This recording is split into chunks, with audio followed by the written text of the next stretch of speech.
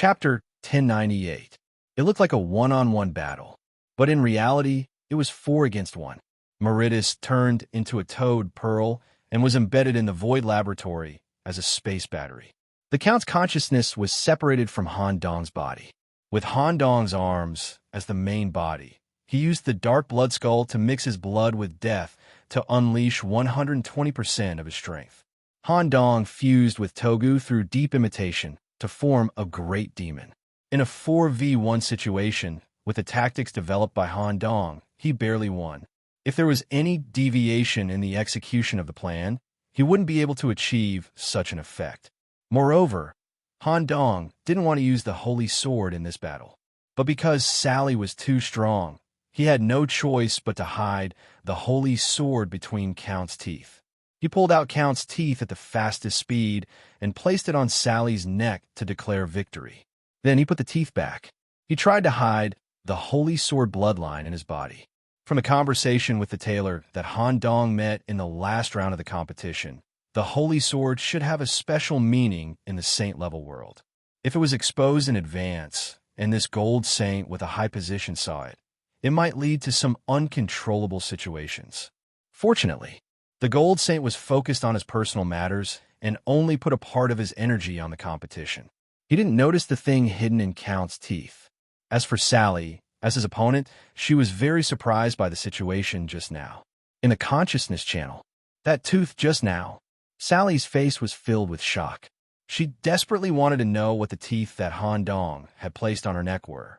She could see that Han Dong was deliberately hiding this move. At the same time, she didn't expect that Han Dong would hide such a killing weapon after revealing so many trump cards. The blood inside the canine teeth overflowed and faintly formed a sword edge. As a hybrid demon, all the tentacles on Sally's body were sending out warning feedback.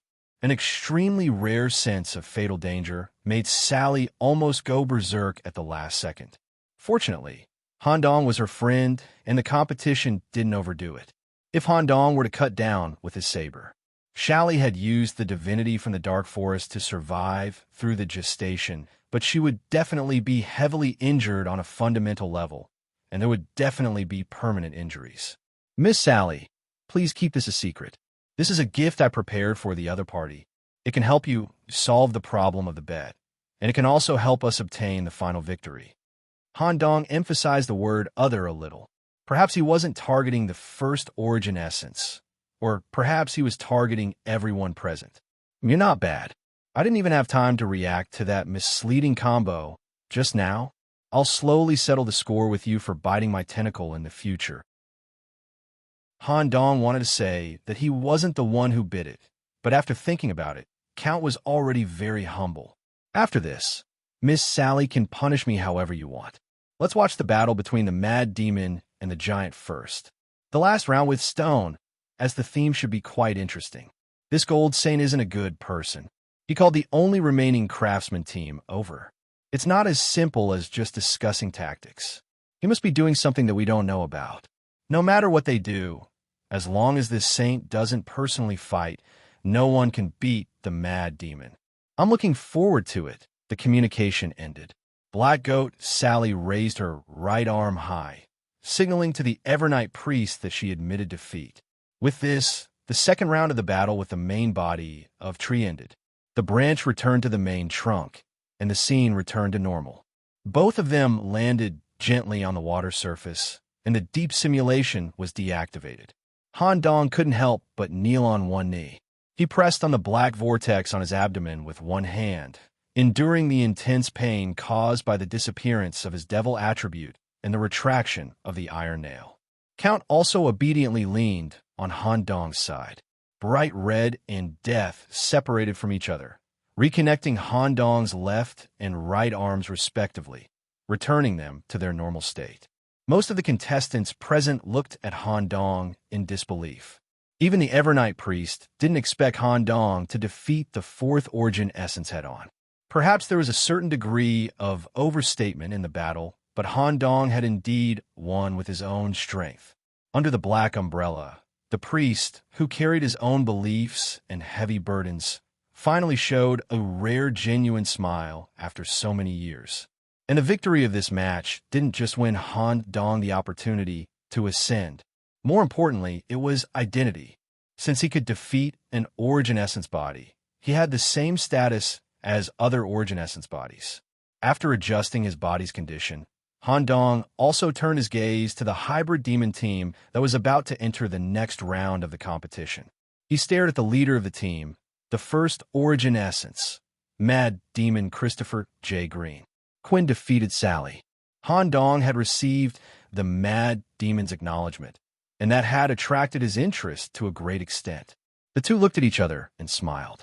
Mad Demon even stuck out a tongue full of small dent from his mouth to express his interest in Han Dong. Han Dong's expression didn't change much. He turned his head and returned to his team. In fact, in just a few seconds of staring at each other, Han Dong felt an extremely strong pull. He felt like he was about to be sucked into the abyss of madness. If he continued to look at each other, the stability of Han Dong's consciousness would be affected. This is ridiculously strong, but the stronger, the better when they returned to the team. He also temporarily got rid of his lazy posture. Wearing the crow mask Han Dong made for him, he nodded slightly at Han Dong, who had returned victorious. At this moment, a touch of darkness flashed in front of their eyes. Father Lysos was already standing behind the two of them. Even though the priest kept one hand in his trouser pocket and the other holding the umbrella, Han Dong could feel a dark arm on his shoulder. There was no malice. The emotion hidden in the darkness was a kind of relief and encouragement. I didn't expect you to win the confrontation. Unfortunately, Marrow died during the confrontation. Otherwise, with Marrow's brain vortex perception, she could lead you to quickly climb the stairs and find the location of the miracle. However, you're also vortex shifters, so you will have an advantage when climbing the stairs. You must use the advantage here and strive to find and touch the miracle in advance. In addition, you must avoid conflict with the first origin. Okay, you must watch the next match carefully. This is your only chance to understand the first origin. Try to avoid being infected by madness.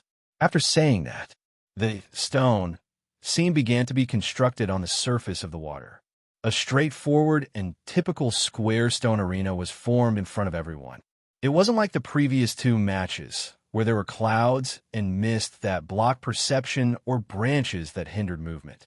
The stone arena returned to the simplest mode of dueling. The team of craftsmen called over by the Gold Saint had secretly completed the gold watering. Gold spots were already overflowing from their hearts. One of them even expressed an extremely high compatibility with gold. In just a short period of time, it had already forged a gold heart. On the hybrid demon team side, Mad Demon Green labeled himself as the General and went up last. The competitive hopper was the General and was the second to go up. The first to go up was a hybrid demon who was lucky enough to hug the thighs of two Origin. But luck was luck, his strength was naturally not bad. Otherwise, Green wouldn't have let him join the team. Green revealed a strange smile. White Ram, go. Don't embarrass your race. Don't worry, leave it to me. The one who went up was a white fat guy with a round head, round eyes, round belly, and many layers of fat on his neck. Chapter 1099. The first person sent out by the hybrid demon team was a fat white kid. His humanoid form was actually a little cute. But when Han Dong looked at him through the demon eye, he almost vomited out the extra things in his stomach. Under the round white belly were layers of mouth parts used for devouring. There were also worms of all sizes crawling between the teeth and the gaps between the flesh. Every tiny worm was equipped with a perfect devouring mouth part. The digestive organs integrated in the fat guy's body were gathered together in a way of stacking and overlapping. Although it was disgusting, if one observed and analyzed carefully, one would find that these digestive organs were extremely exquisite and integrated in a rather optimized way to perform the most efficient digestive function. It should be a high-level, giant devouring worm. From what I know, there are very few giant devouring worms that can shrink to such a size and maintain such a perfect human form. Even without its characteristics, it is already very special to be accepted by 2 protoplasmic bodies. Han Dong asked curiously, "Shrink? Is this thing's body very big?" A newborn worm can reach the size of an ordinary human building. Every time it grows, its size will increase by 10 to 50 times. It is rumored that mythical worms will be forcibly expelled from their home planet because their size will directly exceed the tolerance of an ordinary life planet. They are only allowed to move around in certain large planets. Huh, isn't this even bigger than some of the old kings? Being big is indeed a manifestation of strength, but it is only a part of it. Some of the old kings' bodies are only a little bigger than you humans. Of course, this worm is indeed powerful, especially at the level of devouring. This competition should be very interesting. Han Dong stroked his chin. It is special, but it is still very difficult to win. The last team of craftsmen must be hiding their trump cards. If the craftsman team is completely wiped out in the competition, their reputation in the saint-level world will be completely ruined. After seeing the terrifying strength of Eugenus, the Gold Saint will definitely use some cheating methods to save the situation. Letting the Worm Kid fight in the first round is the right choice. We should be able to find some clues. Han Dong looked at the last team of craftsmen. The team consisted of 2 men and 1 woman.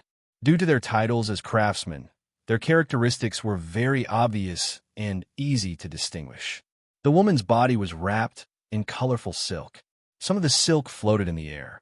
She seemed to be a dyer, perhaps because of her love for beauty. Even though the head was not very important to the craftsman, this woman still molded a perfect head. Her pale makeup was similar to that of a geisha, which made her look quite terrifying. The other 2 men. One of them had a body full of fat and thick flesh. His arms were about the same thickness as a normal person's body, and there were different styles of butcher knives hanging from hooks that were hooked into his flesh. The head was a pile of minced meat, which was fixed in place with an iron ring. Many eyeballs and ears were embedded in the rotten flesh, enabling perfect vision and hearing. Overall, he looked like a butcher. The other person was more secretive, like a snail. He carried a stone house on his back at all times. It was a single room of about 10 square meters. When he moved, his 2 thick legs would stretch out from the bottom of the stone house. His upper body would always stay in the stone house. Currently, he was completely curled up in the stone house to rest. It seemed that he was not the first to go up. The 3rd round of the battle begins. Vanguard, White Rim versus Meat Chopper Manlu. The white and fat Rim walked up to the stone arena. The other person who walked up was a butcher with a similar build. However, compared to Rim's fat, the butcher was more ferocious.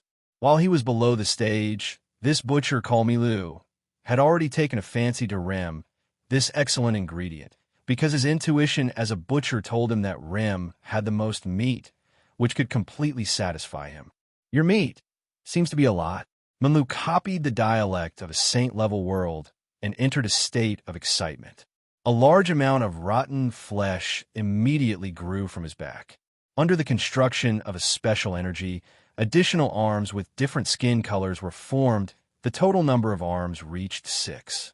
The meat of any living creature that Manlu slaughtered would be stored in his body to a certain extent. He could construct any tissue with his ingenuity and use the corresponding ability. When the 6 arms formed, they held different meat chopping tools. With heavy but extremely fast steps, he took the initiative to attack the white and fat Remington. Then, something strange happened. Butcher Manlu exploded with a powerful, murderous aura. Just as he was about to kill Rem, a hint of wariness flashed through his eyes. He suddenly stomped hard into the ground, using this method to forcefully stop himself from charging forward. The current distance was 2 meters. Butcher Manlu's back was already covered in sweat. There were 2 reasons. First, Manlu's class senses. In that instant, he smelled a restless sensation from a meat, as if he was about to be devoured by the meat. Second, domain. Affected by Rem's domain, the ground around him was covered in a layer of soft white meat, severely affecting his movements. In a clash of domains, Manlu's Butcher's Blade domain was actually unable to suppress Rem's white meat domain. Large amounts of Butcher's blades should have grown out of the ground, but they were currently pressed down by the thick white meat. Very powerful indeed. Everyone who came here should be hybrid demon elites of the same level, right? Luckily, we're the latter group and obtained the golden liquid from Lord Saint Envoy. Otherwise, I really would have lost. Your white meat would definitely sell for a good price. Minlu's mind moved. Streams of pure and flawless golden liquid flowed out of his heart, silently flowing through his blood vessels to one of his arms. This was an energy movement within his body. Combined with the concealment of the meat and butcher's blades, outsiders couldn't see it. After pausing for a moment, Minlu's ferocious appearance appeared again. He stepped forward and arrived in front of Remington. At the same time, he entered Rem's attack range. The seemingly white and fat Rem immediately displayed the true nature of a hybrid demon, and his body began to disintegrate. Whole-like tissues grew out of every part of his body. His abdomen turned into a circular mouth with 9 layers of tissue. He instantly turned from a fat kid of 7 meters into a devouring monster that was several meters tall, revealing a bit of his true form. Once he entered Rem's attack range, even original bodies would have a headache. This type of giant devouring worm was a classic hybrid demon with high attack power at close range. The devouring damage was extremely high, and the accompanying hybrid demon secret technique could disintegrate all flesh. Butcher Minlu, who was enveloped by the worm tissues and devouring energy, had a large amount of flesh devoured in the blink of an eye. The flesh on his abdomen was ripped off, revealing white bone. 5 of his 6 arms that wielded butcher's blades disappeared. However, one of his arms was perfectly fine, and it even shattered the worm's teeth. Wah, that hurts. Under the effects of the golden liquid, this arm became indestructible. Moreover, the strength it could unleash was several times greater than before, and it also had a special effect of subduing demons. The blade slashed down. Whoosh! The giant devouring worms along the way were all cut off. White Rem's body was also cut in half like the meat that butcher usually cut apart. Chapter 1100. Golden Liquid, the Grandmaster level brew from Saint Apostle. Gold Grandmaster Fey was a type of original liquid with powerful divinity that was obtained from his heart of gold as the brewing room.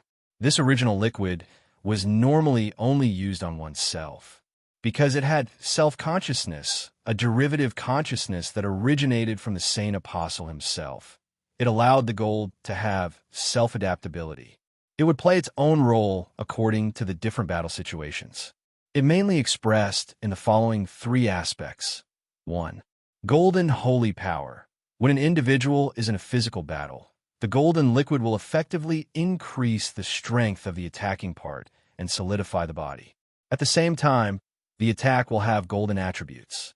Note, the strength and defense dual resistance of the corresponding parts will be greatly increased. The golden attribute of the attack will dispel the buff spells on the target. At the same time, as the battle progresses, the user's defense will further increase. When the target is evil, including hybrid demons, the golden attribute will have the effect of exorcism and cause true damage to the target. 2. Golden source. When an individual is using magic, the mana, true chi, original energy, and other magic-related energy original liquids will be infused with golden attributes. It can increase the casting efficiency and enhance the effect of magic, allowing the magic to have golden attribute star. Golden attributes asterisk. Attack spells will have 70% spell penetration effect and have a certain probability of dispelling the target's defense barrier. Defense spells will have 100% defense enhancement and cannot be interrupted. Obvious golden spots will be reflected on the surface of the magic shield. 3. Golden substitute. When a golden liquid reaches a certain amount and the individual has enough mental burden, the golden substitute can be summoned during battle. The golden substitute is mainly composed of liquid. It can be used to fight freely and can also be controlled subjectively. When subjectively controlled, the golden substitute will inherit some of the main body's attributes. The golden substitute can be changed into any form according to the battle needs. It can be as small as a golden bullet or as big as a golden river. Only by fulfilling the two conditions of quantity and weight can a golden substitute be formed. Generally speaking, only the main body, Golden Saint Apostle Faye, can summon a powerful golden substitute to fight. Normal subordinates can only use the first and second abilities. These were the effects of the golden liquid. This was a product of the original consciousness. If it was used on other artisans or seekers, it might restrict their development. There were clear rules in the world of saint rank that forbade high-rank personnel from interfering with low-rank personnel. However, the current situation involved the reputation of the blacksmiths and the saint rank world. Furthermore, this place was not completely under the jurisdiction of the saint rank world, so the saint envoy had to ensure victory in the competition. The saint had to ensure that at least one team of craftsmen would be qualified to ascend the stairs. Only then would he be able to retain his dignity. As for whether or not he could obtain the final miracle, he did not care at all. This was because no matter who obtained the vortex, they would be transformed into a holy level life form, and in the end, they would be his subordinates. Inferior hybrid demons, no matter how talented they can't block my gold in the current battle. The golden liquid on Meat Chopper Menlo's body displayed the first effect. His strength and defense had greatly increased, and his attacks dealt double the true damage to the hybrid demons. As a result, the arm flowing with gold successfully blocked the worm's devouring. The tremendous force severed all the tentacles in front of it and split the white ram in half. Sizzle, thick white smoke rose from the cut wound, and the exorcism effect was in full effect. Not only was Rem's body unable to heal, it was even deteriorating and disintegrating at an even faster rate. However, because of the giant devouring worm's powerful life force, Rem had already transferred his main consciousness to one of the worm tentacles and completely separated from his main body. He was reborn at the edge of the arena. The reborn white ram panted heavily, clearly having suffered damage to his core. This scene was naturally seen by everyone. Father Evernight naturally saw the clues, but stopping it was risky. The competition would conduct a relevant inspection on the butcher's body, and the golden liquid could be directly taken back into the saint's hands through spatial means. At that time, the saint would use the priest's interference as an excuse to make some rather excessive demands. Han Dong and the fifth essence, Eugenus, both had pupil techniques and could faintly see the faintly discernible golden spots on his arm. As the first essence of the White Ram's teammate, he seemed to have also sensed some foreign matter mixed in with the butcher's body, but he was not angry at all. Oh, you can actually block the worm's devouring. You craftsmen's bodies have indeed undergone some changes in the secret meeting just now. Interesting. That's how it should be, or you outsiders would be too boring. It's best if you could be a little stronger. I don't mind you cheating at all. On the stone arena, although Meat Chopperman Liu had successfully delivered a fatal chop, his situation was not optimistic either, except for the arm where the golden liquid was. His other arms had all been devoured by the worms, and he had no chance to reconnect them. Almost 50% of his flesh had been devoured. The most terrifying part was the opening on the side of his abdomen, which was as big as 4 fists. Some of his organs had also slipped out. It was enough to see how terrifying the white ram's devouring was. However, since it was related to flesh, the butcher's recovery ability was naturally not bad.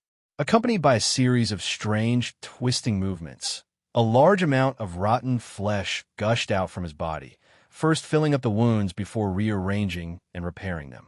Staring at the white ram at the edge of the arena, the butcher's entire body trembled with anger. You're really powerful. That chop just now actually didn't kill you. Since that's the case, I can only use my true strength. Come out, slaughtered pig. Meat Chopper Manlu's entire body emitted a visible dark red, murderous aura. His body also made a strange backward posture, raising his entire abdomen high. His belly button was stretched to the size of a fist. The belly button was like the opening of a meat grinder. Strands of completely crushed, rotten flesh crazily flowed out, forming a 4-meter-tall pig substitute floating in the air. It was similar to a half-human butcher wearing a pig mask. The abdomen was connected to the butcher's belly button through strips of rotten flesh. The pig substitute picked up dozens of butcher's knives and used its intestines as a hinge to construct an extremely exaggerated butcher's chainsaw. More importantly, the golden liquid obtained from the saint also flowed into the substitute's body, increasing its overall strength by more than 2 times. Even many people outside the arena felt the danger. Substitute? I remember that the tailor I faced the first time had a similar ability. Han Dong recalled the first craftsman he met.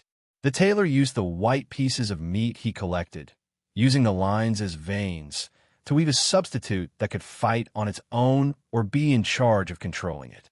Unfortunately, Han Dong successfully bypassed it and directly killed the main body. Han Dong was also curious, so he tried to ask the priest beside him, "Sir Priest, is this substitute an ability that all craftsmen have? The individuals in the saint-level world all seem to be called craftsmen. Is there any special meaning to it?"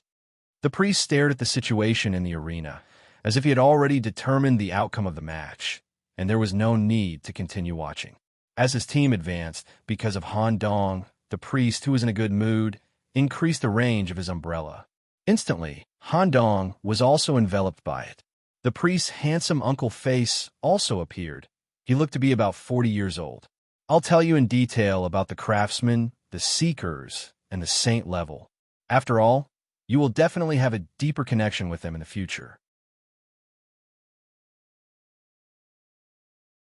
Chapter 1101. Under the cover of the black umbrella.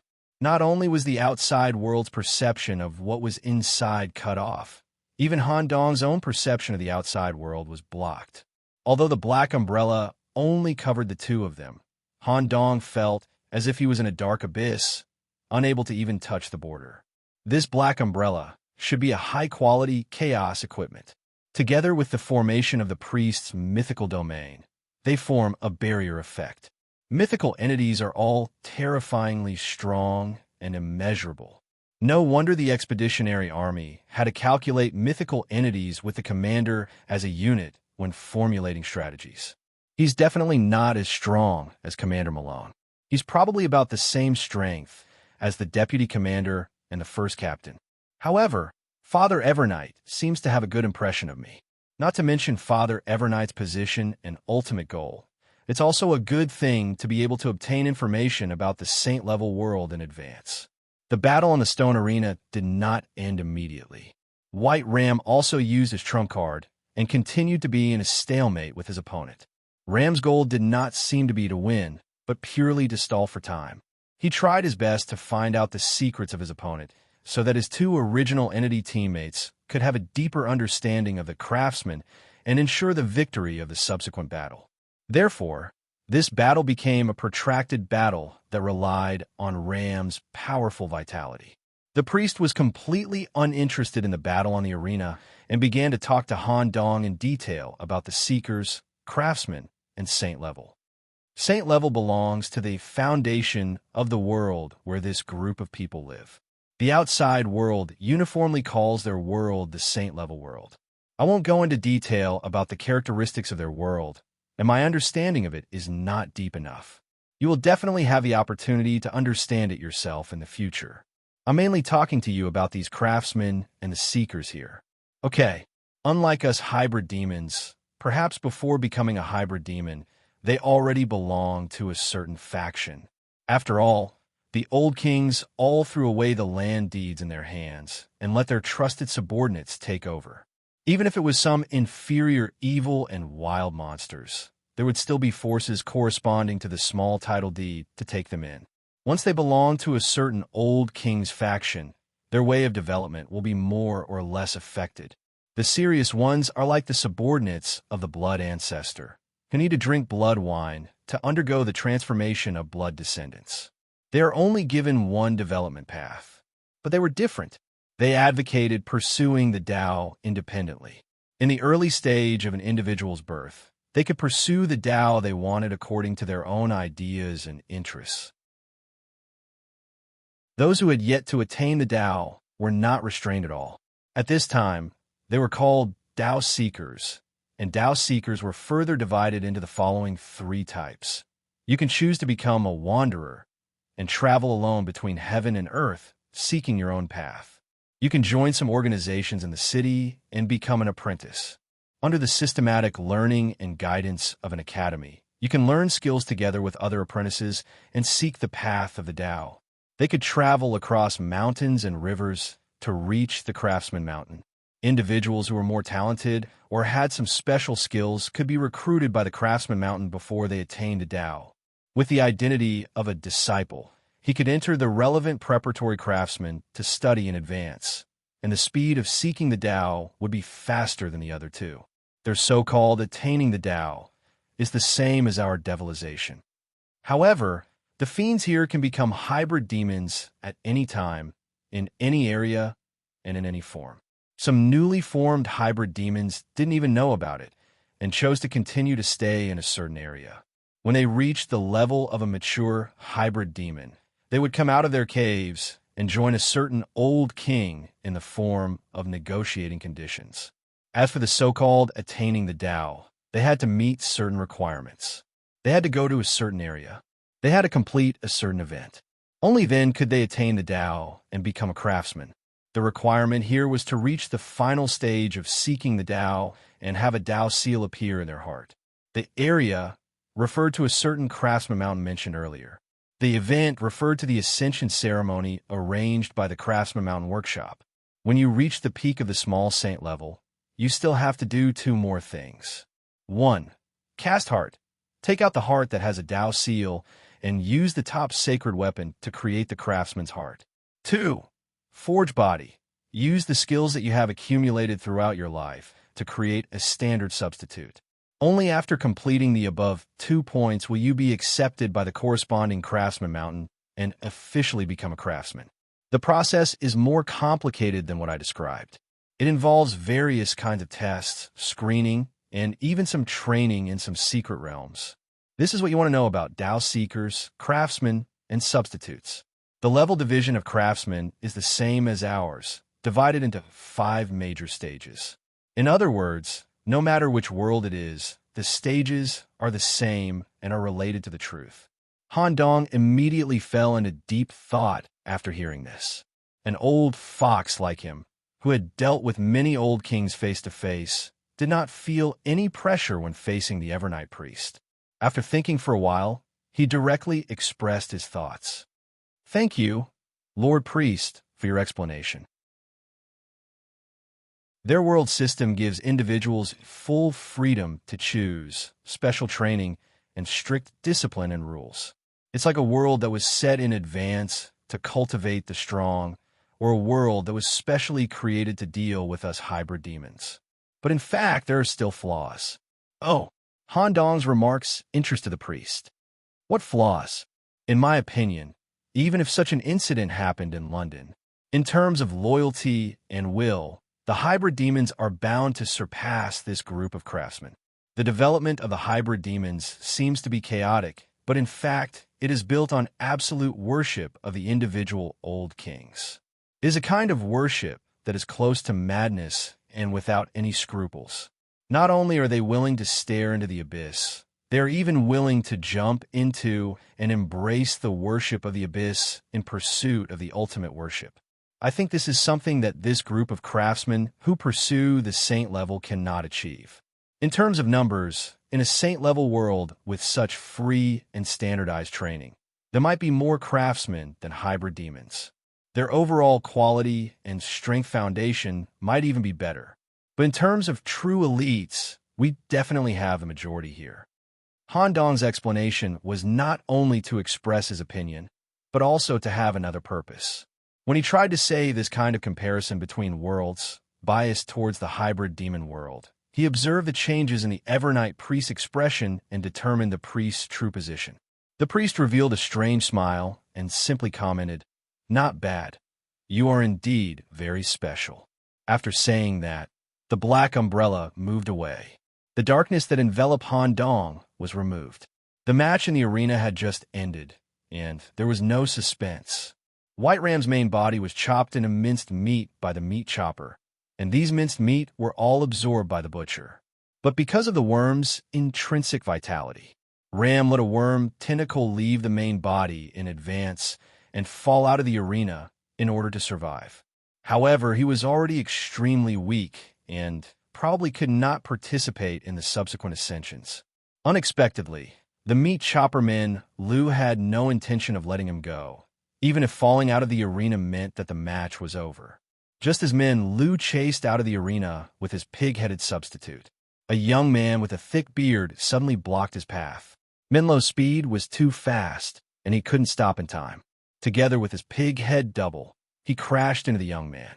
As a butcher, his body weighed more than 400 pounds, and the pig-headed substitute connected to his navel were actually knocked out together and fell flat on their faces. The young man who was hit by him did not move at all and looked at him with a cold gaze. Min Lu, who smelled a hint of danger, stopped chasing. He had used up too much of his stamina in the long match. Since he had won the match, there was no need to take any more risks. Before Min Lu left, he threw out a ruthless sentence. "I am only the weakest in our team. I barely let this worm live. As for you, you will definitely be completely killed by my companions." The bearded young man did not respond to him at all. Instead, he was brimming with a kind of absolute confidence and even a smile of victory in advance. As the general of the hybrid demon team, he climbed up the stone steps into the arena.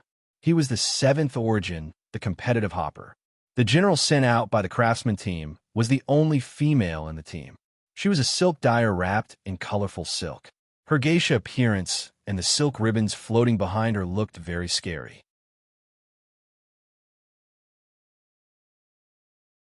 Chapter 1102. The ancient giant, who had the infinite characteristic, could be said to be a unique existence in this era. Hope, whose physique and strength could grow infinitely, was 10 times larger than an adult ancient giant. With such a physique, he could easily achieve humanoid form and stabilize his physique within the range of a normal human for a long time. Compared to the White Rhyme, whose physique was also huge, Hope's humanoid form was more natural, flexible, and closer to a human form. If one were to peer into Hope's body, one would find that the internal organs were the same as a human's. It showed that he had exquisite control over his body. Han Dong also looked at Hope very seriously. When he used his magic eye to see through Hope's body, a shocking scene happened. The super dense muscle fibers, combined with the integration of some kind of muscle secret technique, could actually block Han Dong's magic eye. Every muscle seemed to have its own life force. It was not difficult to suspect.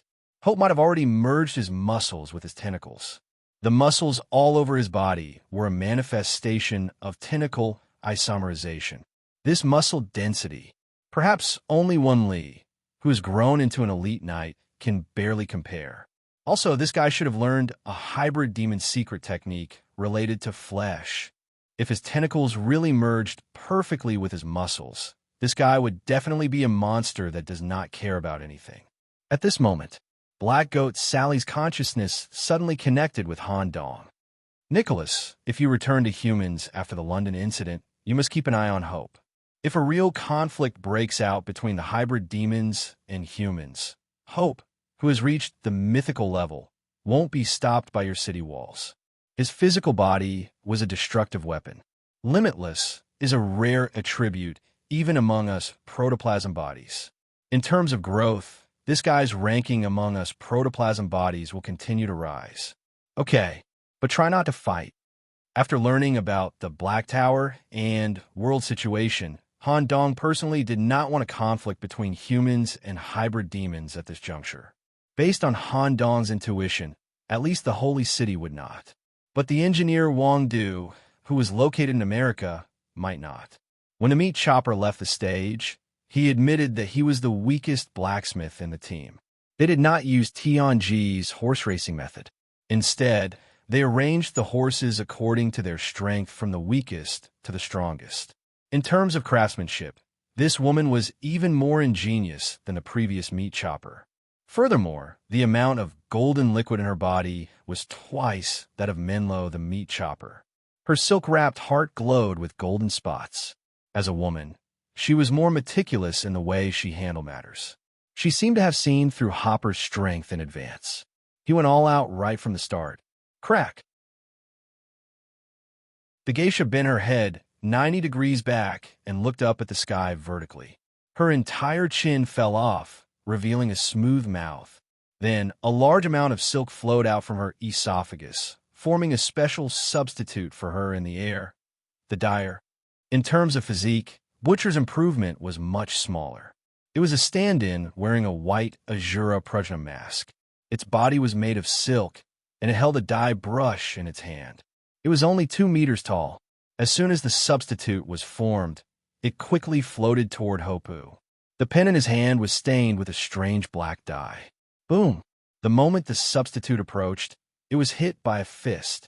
An internal explosive energy directly blew the substitute into pieces, leaving only a few broken silk ribbons fluttering in the air.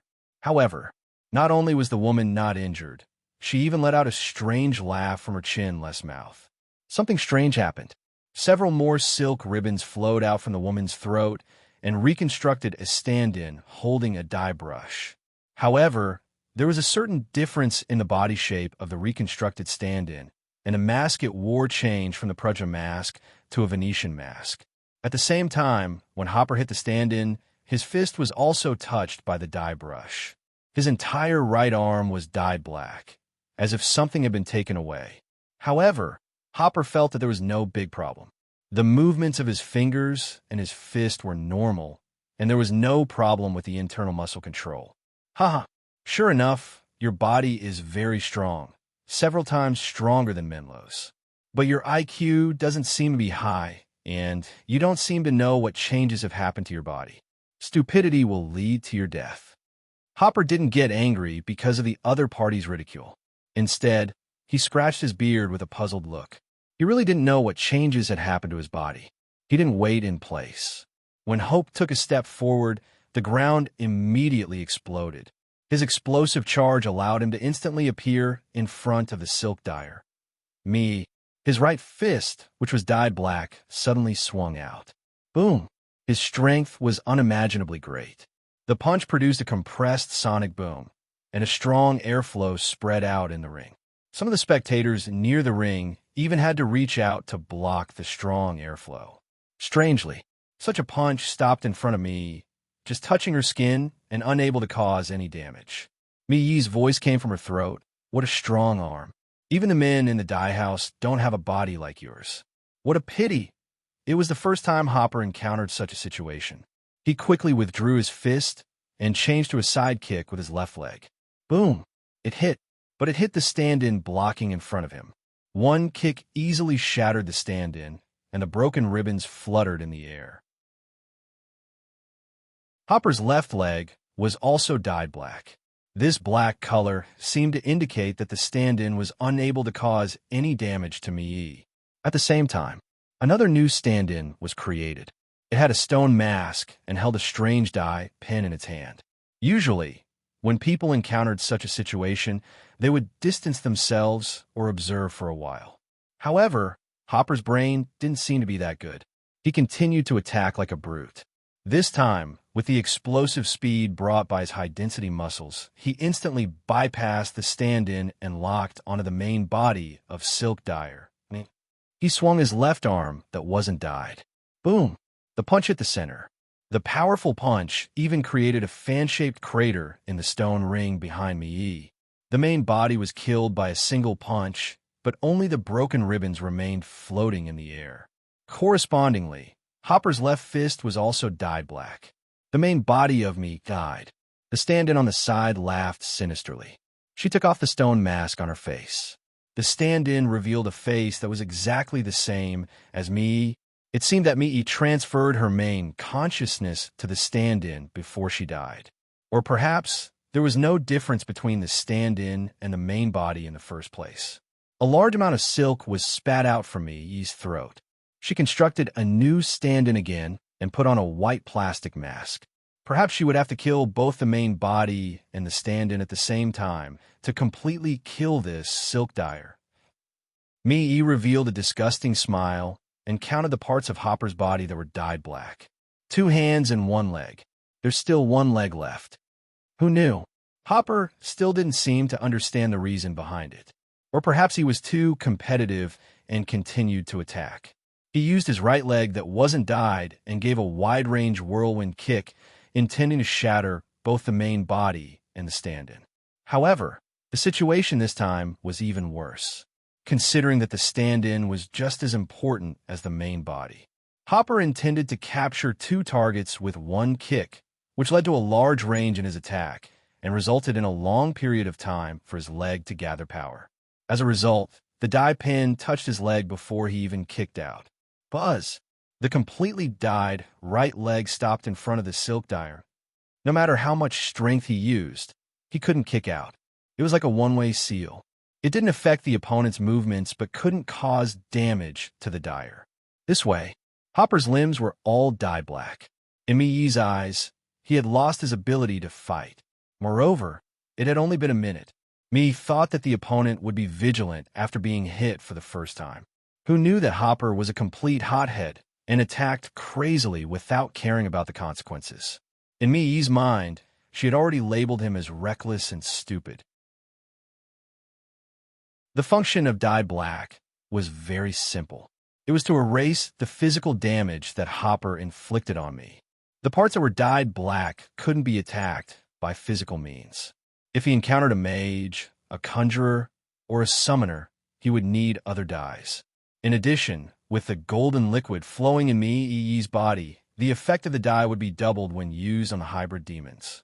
As long as it was dyed, part of the body could be sealed. Moreover, Hopper's ability was only brute force. He only needed 1 dye. At this moment, Hopper, whose limbs were dyed black, retreated to a certain distance. He tilted his head in a daze, as if he still didn't understand the reason behind it. His behavior made Ruah, she unable to restrain herself, and burst out laughing. Now that your limbs are useless, what's the use of dodging? Go to hell. A large amount of thick silk immediately wrapped around Hopper, who was not far away. Since his limbs were dyed black, the strength of his limbs couldn't be used to break free from the silk. As a result, his whole body was tightly bound. The silk also kept shrinking inwards. The golden attribute contained in it burned Hopper's body as a hybrid demon.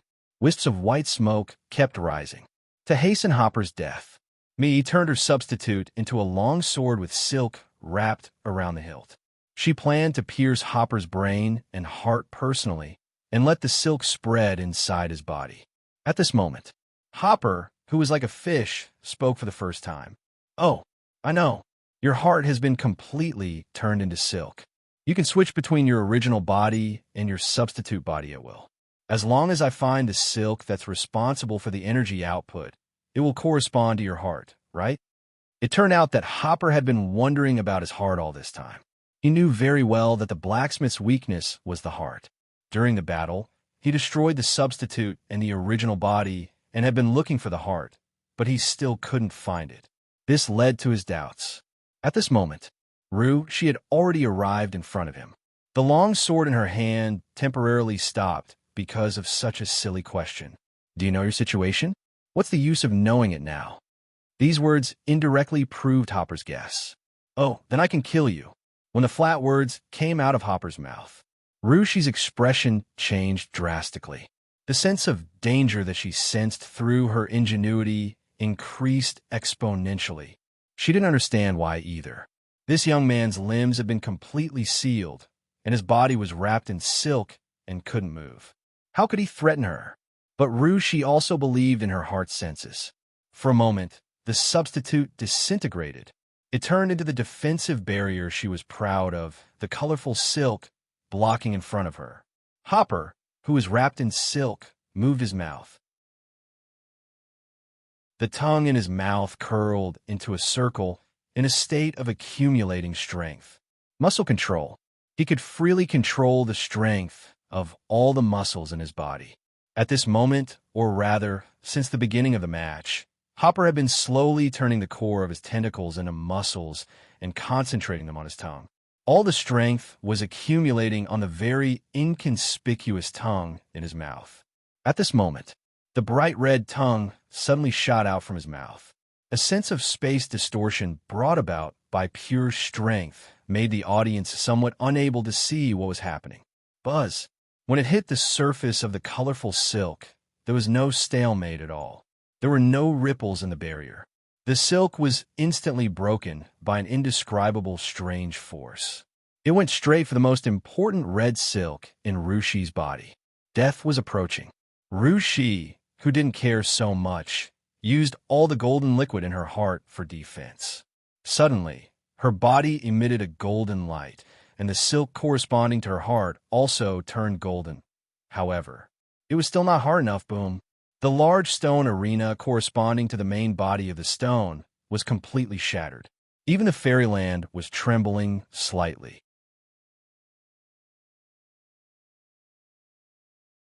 Chapter 11:03. Such a scene shocked everyone. However, the other origin bodies showed a matter-of-fact expression.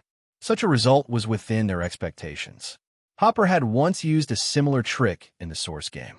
When almost all the movable parts of his body were sealed, he accumulated power at the tip of his finger through exquisite muscle control.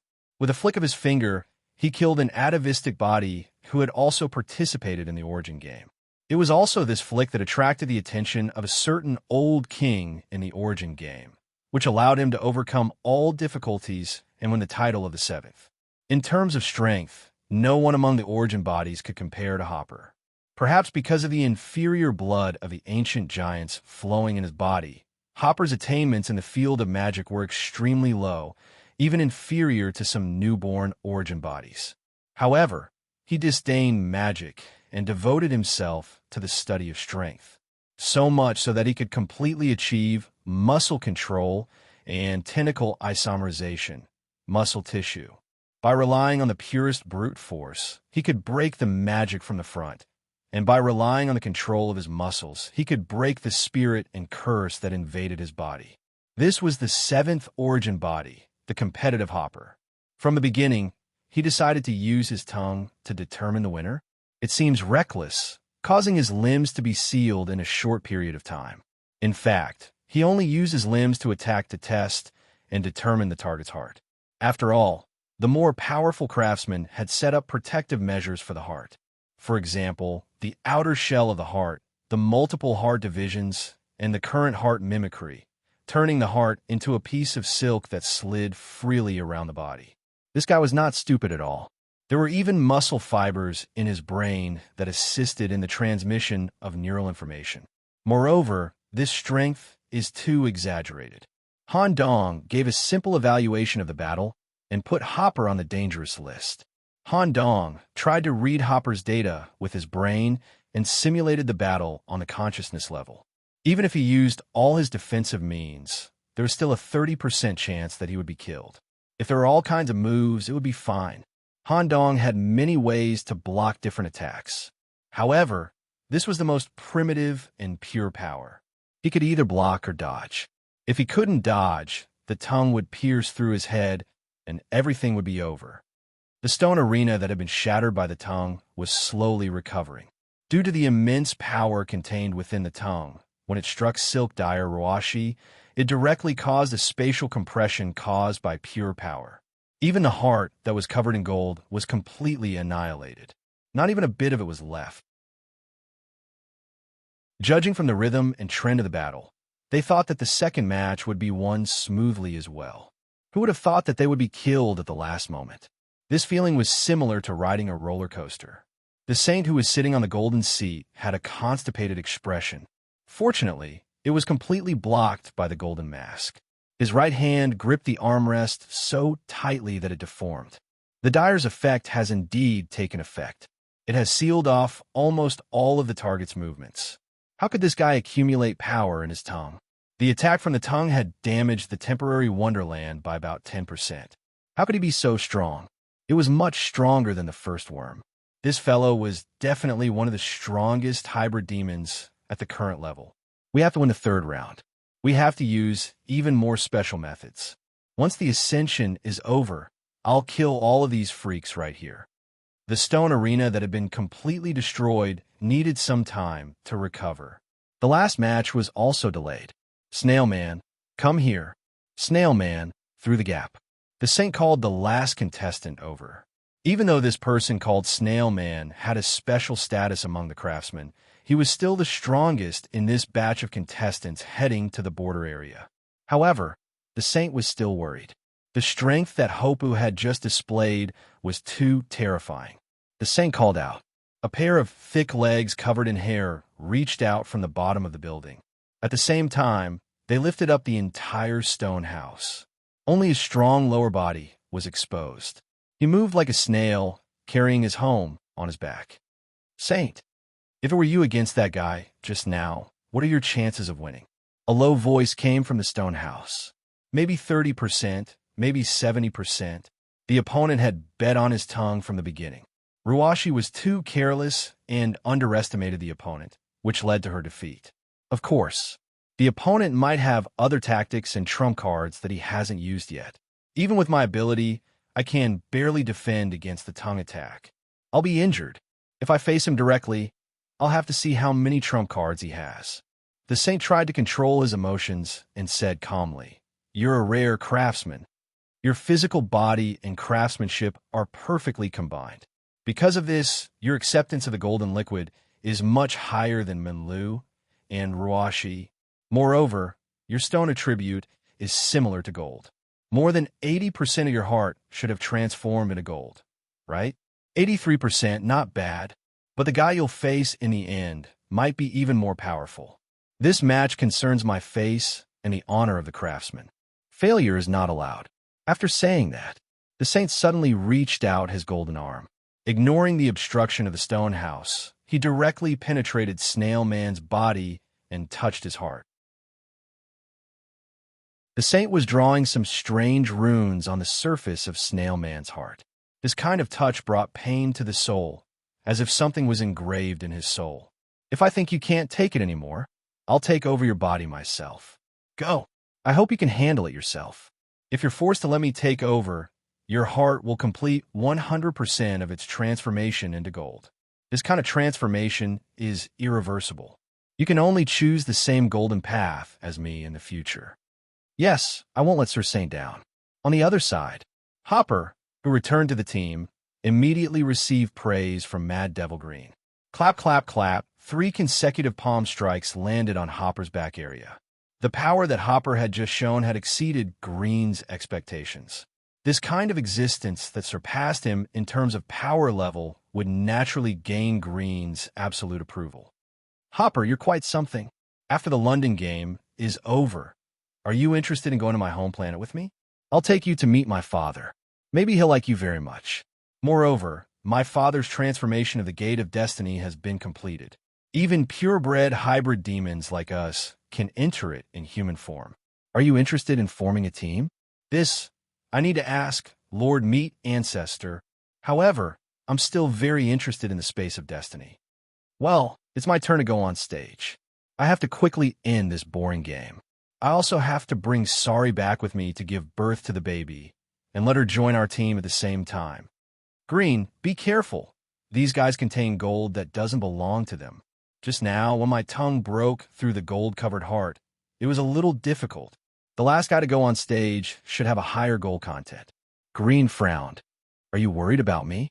This question frightened Hopper, and the muscles in his body spontaneously condensed a defensive layer on the surface of his body. "No, I'm just..." Suddenly, Green changed into a smile and patted Hopper's shoulder to interrupt his explanation, calming his nervous mood. "Very few people care about me. Thank you, Hopper. But personally, I hope that the Saint can go on stage. These little guys sent a test are too boring."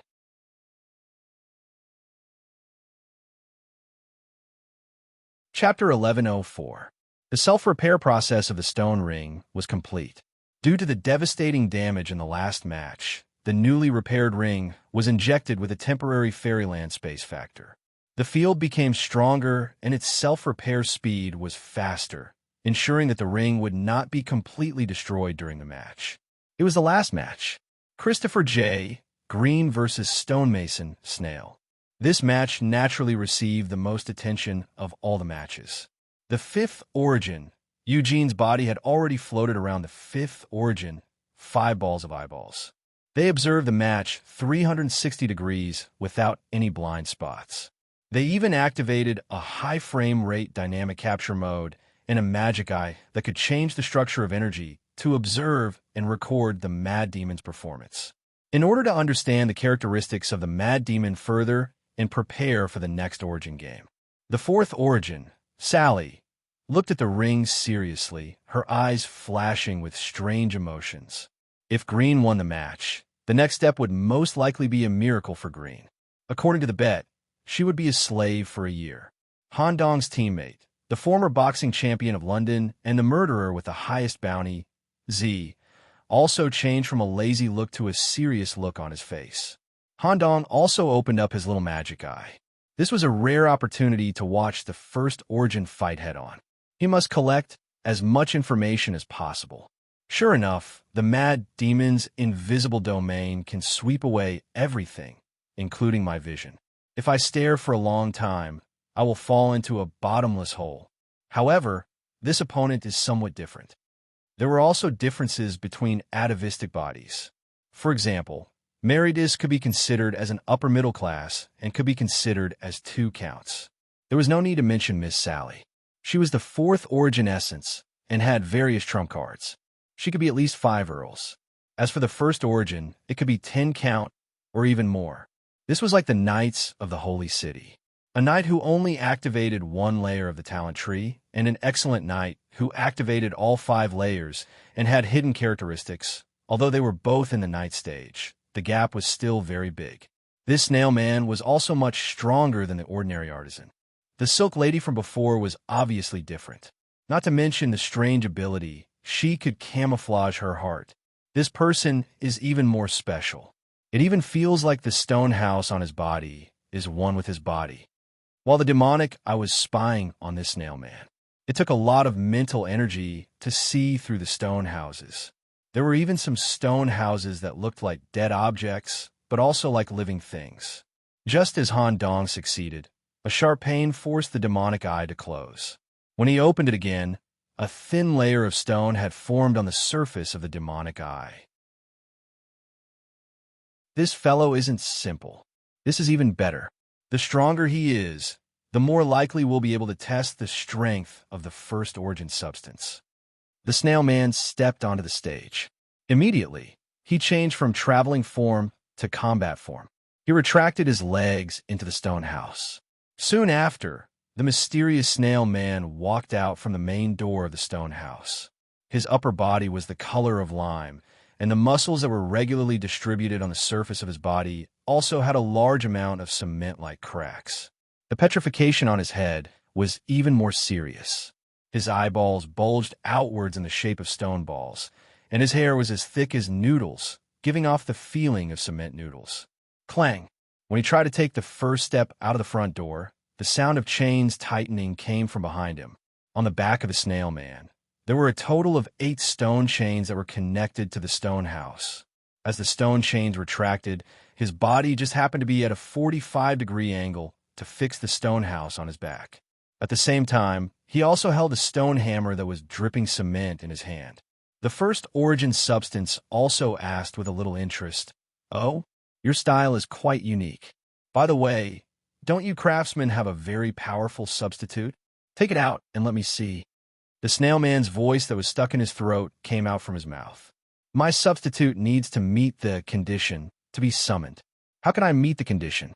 I'm afraid I'll accidentally kill you. After all, you look quite interesting. You need the blacksmith hammer in my hand to hit the target 3 times. Huh, a very special trigger condition. The summoned substitute should be much more powerful than the previous trash, right? Hurry up, hit me." The Mad Demon directly stretched out his head parallel to the ground, and at the same time, he kept poking the back of his head with his fingers, indicating that the other party should hurry up and make a move. This kind of action looked very much like a trap. But the origin substances that knew Grimm knew that this was Grimm's personal hobby. He would often do some unimaginable things according to his own preferences. Once he met someone he was interested in, he would do all kinds of strange actions and even ask the other party to kill him. The snail man just stood in place, holding up the stone hammer that was dripping cement. Duong, duong, duong. He hammered the ground 3 times in a row. Although it was said to be a heavy hammer, only the sound was relatively loud, and the ground didn't have any cracks. However, it corresponded. A strange force field immediately surged toward Grim, who was pretending to be beaten. Is this gravity? Or is it a physical influence brought about by the domain? You this guy are a little. The thing Lucy still hadn't finished speaking. A large hammer that was both virtual and real fell from the sky. As Grim didn't have any defense, he even stretched his entire head forward. The first hammer hit the head. Crack! The crisp sound of bones was heard. Grim's whole body was directly hammered to the ground, and some slurry overflowed from the crack in the back of his head. The second hammer followed closely, still aiming at the head. Bang! At the same time as the ground was smashed into a large crater, Grim's head was completely crushed. It wasn't over yet. The third hammer actually formed a substantial hammer in the air, and its power was even heavier than the previous 2 hammers. Boom! The arena was smashed into a square crater, and Grim's headless body was directly hammered into minced meat. Sizzle, white smoke rose. Due to the attribute restraining the hybrid demon, the minced meat that the hammer touched was completely evaporated within a few seconds. Just less than 3 seconds later, a familiar voice was heard. Ouch! The power is quite good. It smashed my dog head in one blow. The crazy voice came from the snail man's ears. Without any warning, his ear hole turned into a cave. Swoosh! An arm covered in mucus stretched out, and the slender fingers with long black nails twisted in the air. Then he supported his body and climbed out from the inside. Han Dong had seen such an ability before, so he wasn't too surprised. However, he still couldn't understand the essence of this thing. He roughly knew that this ability was related to the domain of the mad demon.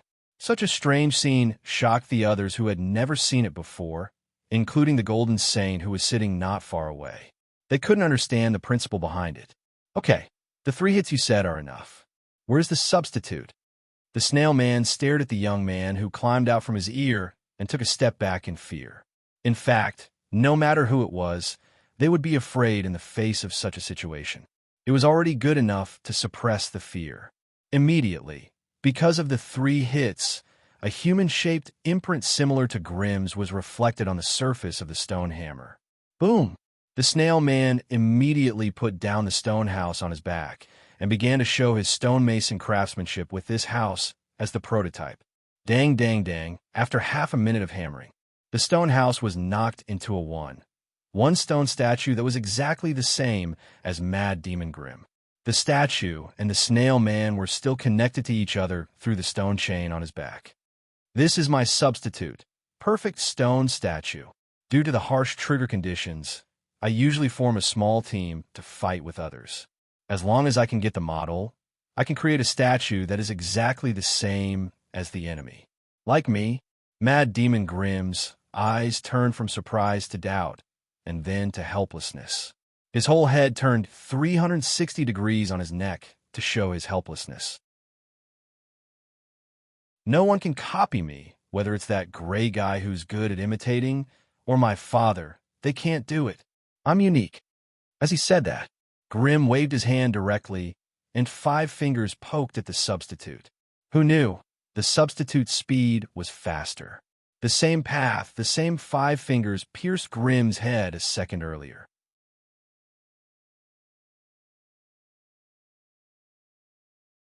Chapter 1105. Clearly, they attacked at the same time. The one who was a step faster wasn't Mad Devil Green, but the stone statue double created by the snail man. It pierced the head horizontally in the form of a hand knife. Splatter, a series of brain fragments fell to the ground. Moreover, a very frightening thing was happening. The stone statue double's hand knife was absorbing Green's brain fluid, and blood in his head. As the absorption process progressed, the stone statue's fingers actually slowly showed a flesh color. At the same time, some small pore-like structures appeared at the fingertips, similar to the holes on Green's body. It seemed to be acquiring Green's ability. The snail man explained his ability in a low voice. I didn't say that I could 100% copy everything about you from the beginning. The perfect stone statue, forged through the triple hammer seal, is a physical model based on your appearance and basic parameters, and it doesn't come with any related abilities. At the same time, the stone statue not only has your attributes, but also 50% of my attributes, as well as the relevant attributes provided by the stone house. Whether it's speed, strength, or hardness, it will greatly increase based on your body's foundation.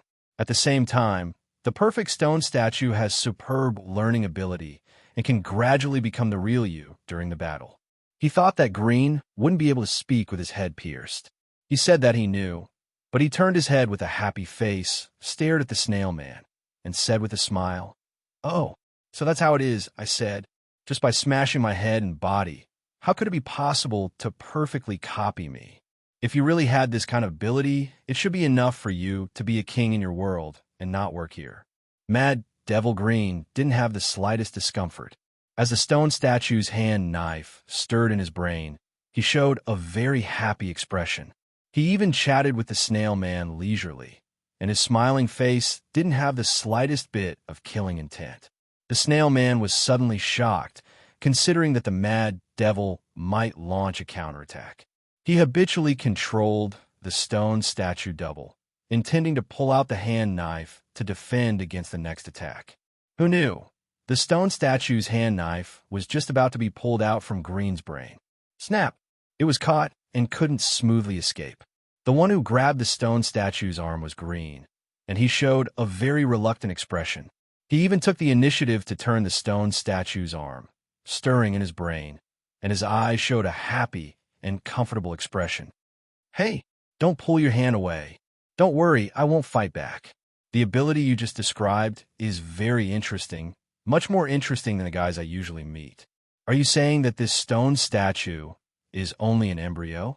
I will slowly become the real me during the battle." Looking at the current situation, it should be absorbing my body's components to achieve this effect. Hurry up, and absorb. I want to see if I can replicate it 100%. If he could really do it, his father will be very happy. Bring your other hand over as well. Crush my heart, scatter my large intestine, or destroy my external tissues. You can do it however you like, as fast as you can. Mad Devil Green seemed to be enjoying himself. With one hand, he grabbed the stone statue's hand knife and stirred in his head, while his other hand gestured on his own body. He constantly signaled with his eyes for the snail man to quickly absorb it. This series of words and actions, in the most primitive way, displayed madness in front of the snail man's eyes. Although he had already prepared for battle beforehand, the snail man did not have the intention to underestimate the enemy. But he had never seen such a crazy opponent. In his path of growth, there were some crazy people, but that was only reflected in the pursuit of skill. None of them could be like Green. From the beginning until now, not only did Green not carry out any attacks, he also frequently asked the snail man to attack him or even kill him. This was indeed a great opportunity to win. But for some reason, at this moment, the snail man produced an extremely rare emotion, which affected his mind to a certain extent. Because Green's performance was absolutely abnormal, it broke the inherent concept in his brain. A biological body's most primitive emotion, fear of the unknown, was slowly surging out. Fear was an absolute disgrace to the craftsmen. As early as when they ascended, they needed to completely abandon fear. In their concept, fear was an emotion that only the weak would have. But this kind of weak performance appeared on the snail man. He was a relatively rare craftsman in the artisan mountain, an individual who could perfectly combine with his own craftsmanship. Once he passed this test of fate, he would be able to get a lot of rewards and return to the artisan mountain to break through as a grandmaster, equivalent to mythical body. He was unwilling to admit that fear had arisen. For a moment, the snail man's heart produced a lot of anger, trying to cover the fear with anger. When the anger overflowed, the killing intent also increased. Cracks appeared in the stone ball-shaped eyes, and anger and hatred continued to overflow. Kill you. When Green smelled this trace of anger, he revealed a smile that covered a deep meaning. Oh, that's right. Don't suppress your emotions. Hurry up. Use your strongest means to target me, and hurt me with the intention of killing me. Whoosh! The stone statue's other hand penetrated Green's abdomen. One hand continued to stir in the brain. The other hand stirred in the abdominal cavity, accelerating the assimilation and absorption. The stone statue was completing a relatively rapid transformation. At the same time as the flesh grew, some characteristics related to Mad Devil Green also appeared on the stone statue, mainly the cave structure. At the same time that Green vomited blood, his flesh also fell into a weak state that was about to be sucked dry. But he still maintained an expression of anticipation and excitement, wanting to see if the other party could replicate 100%.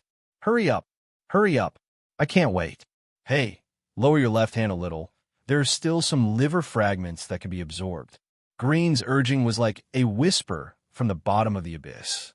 Like a kind of joking blasphemy, it reverberated in the head of the snail man and did not dissipate for a long time. It induced the anger in his heart to continue to grow, to abandon the external influence, and to focus on killing the enemy. About 3 minutes passed. Bam! Mad Devil Green fell backward to the ground. The body that fell to the ground was only left with a few bones and skin. Everything in the body was destroyed and absorbed, and there was a big hole in the head, but the smile still remained on his face. Absorption rate -100%. The stone statue had turned into an image that was almost the same as Green, but there was always an indescribable sense of dissonance. This guy is finally dead. It's so noisy. The snail man stared at the ground where Mad Devil Green was no longer able to speak and could not help but reveal a relieved smile, as if he had been freed from some kind of predicament, a kind of relief of victory over the unknown. Looking around, the golden angels outside the arena were nodding and applauding for his wonderful performance. The spectators around the arena looked at him with respect, and the mantis demons were so scared that they took a step back. Joy overflowed, squeezing out the anger and fear. I won, filled with the joy of victory. The snail man walked step by step to the edge of the arena and naturally jumped off the arena. But this jump did not land on the ground. The arena was only 2 meters high, but it felt like it was constantly rising. Slowly, the calm lake turned into a bottomless cave. The fairyland also turned into a horrifying abyss full of tentacles. His body was accelerating to the deepest part, and what he saw just now, including the golden angels, were all standing at the edge of the abyss, watching his falling process. At this moment, the golden angels took off their mask, and what was revealed was Green's face. Trash! Suddenly, the snail man's main consciousness was instantly suppressed. A bright golden holy light overflowed from his chest, erasing the illusion of the abyss around him. The golden angels forcibly took over the body of the snail man.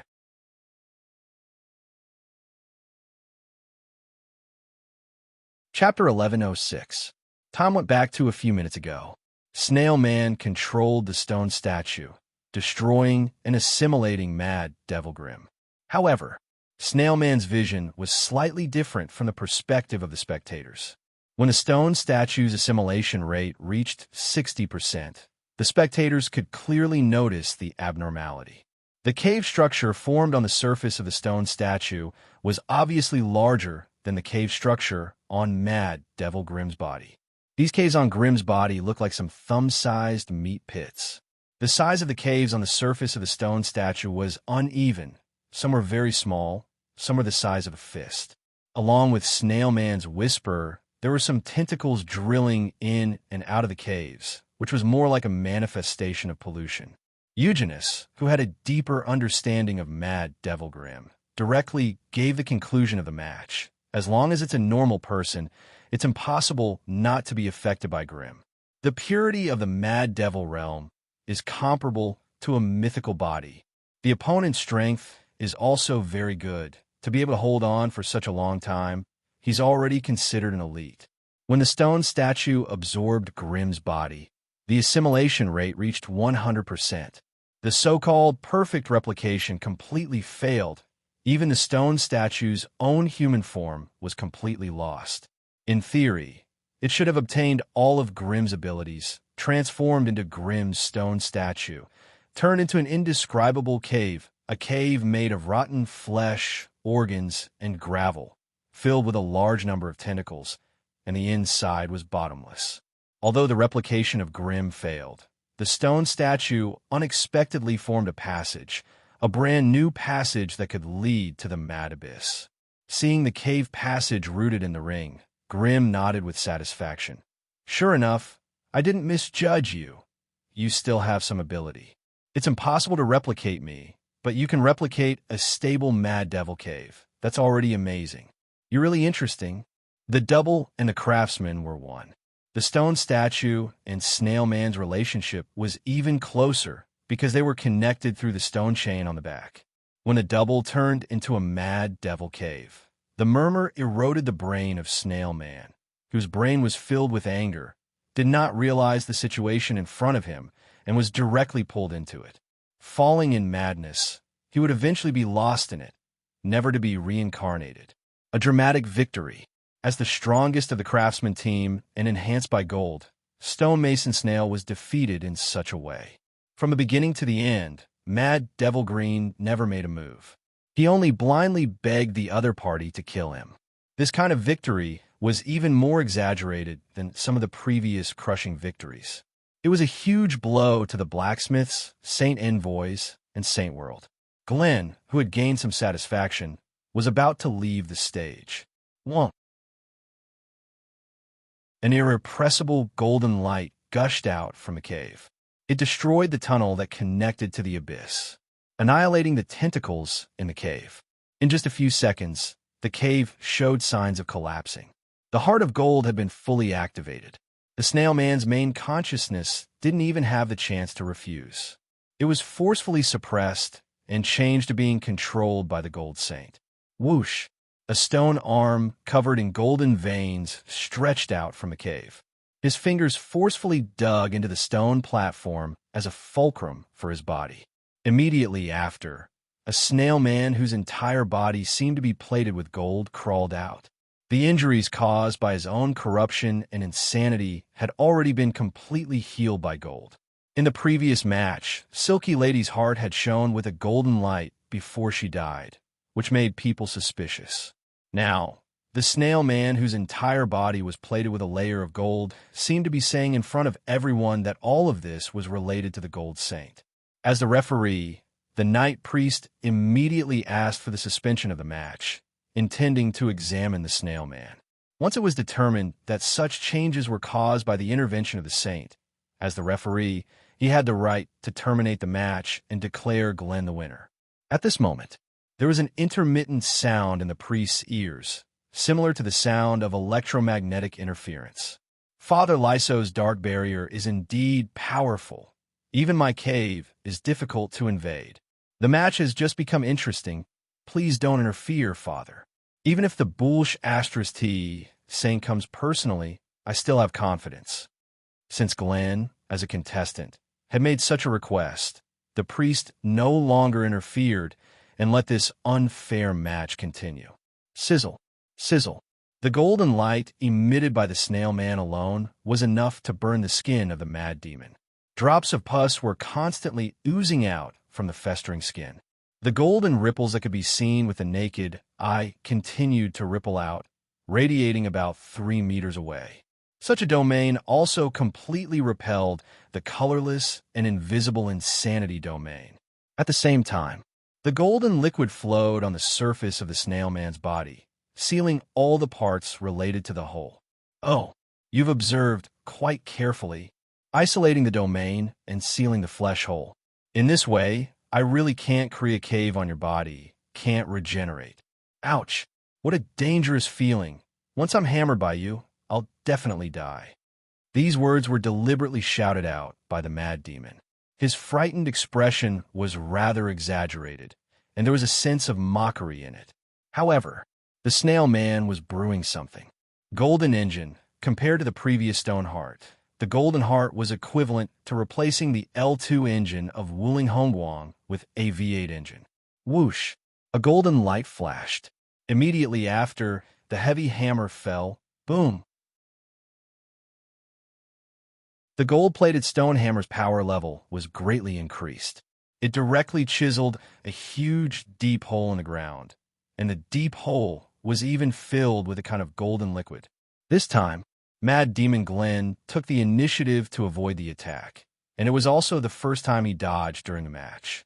Ouch! The power is so great, and this kind of gold can penetrate the soul. I'm afraid that one hammer can kill me instantly. Glenn's crazy words didn't affect the snail man's actions at all. The snail man's body was completely controlled by the saint far away from the arena. All senses were blocked, and he could only focus on killing the enemy. The golden teleportation flashed at high speed on the stage, unrestricted close to the mad demon, and the latter could only blindly dodge. Many people in the arena were sweating. Only the original bodies showed a very disdainful expression. The one who knew Glenn the best, Demon Eugenus, showed a disdainful expression. Glenn, how long are you going to play? Although the golden attribute is very threatening, this level is far from enough for you, right? The way you won the first original body, it didn't rely on whispers and caves. Recalling the final of the original body game, Eugenus' back was faintly cold. Boom! There was a loud noise in the arena. The power of this hammer was stronger than before, and it directly hammered out a golden fountain on the stone arena. At the same time, Glenn's left arm was completely shattered, and his body was forced to the edge. My left hand. My left hand is gone. Help! I beg you, don't kill me. In the face of Glenn's screams and begging for mercy, the snail man didn't have the slightest reaction. He lifted the golden hammer on the ground and pressed forward. Glenn, who was still crying and begging for mercy, suddenly changed his expression, showing a very helpless expression. Hey, what an unreasonable guy. I can't play with you for a while. But you're also quite pitiful. I hope you can have a good time in the abyss. Facing the incoming snail man, Glenn actually pierced his eardrum with the middle finger of his right hand. He forcibly opened the corresponding cave of his ear. He took out a treasure hidden in it, a treasure that could make the original bodies feel uncomfortable. Buzz! The space in the arena showed a certain tremor and distortion. The newly reinforced arena didn't make any cracking sounds and split into two.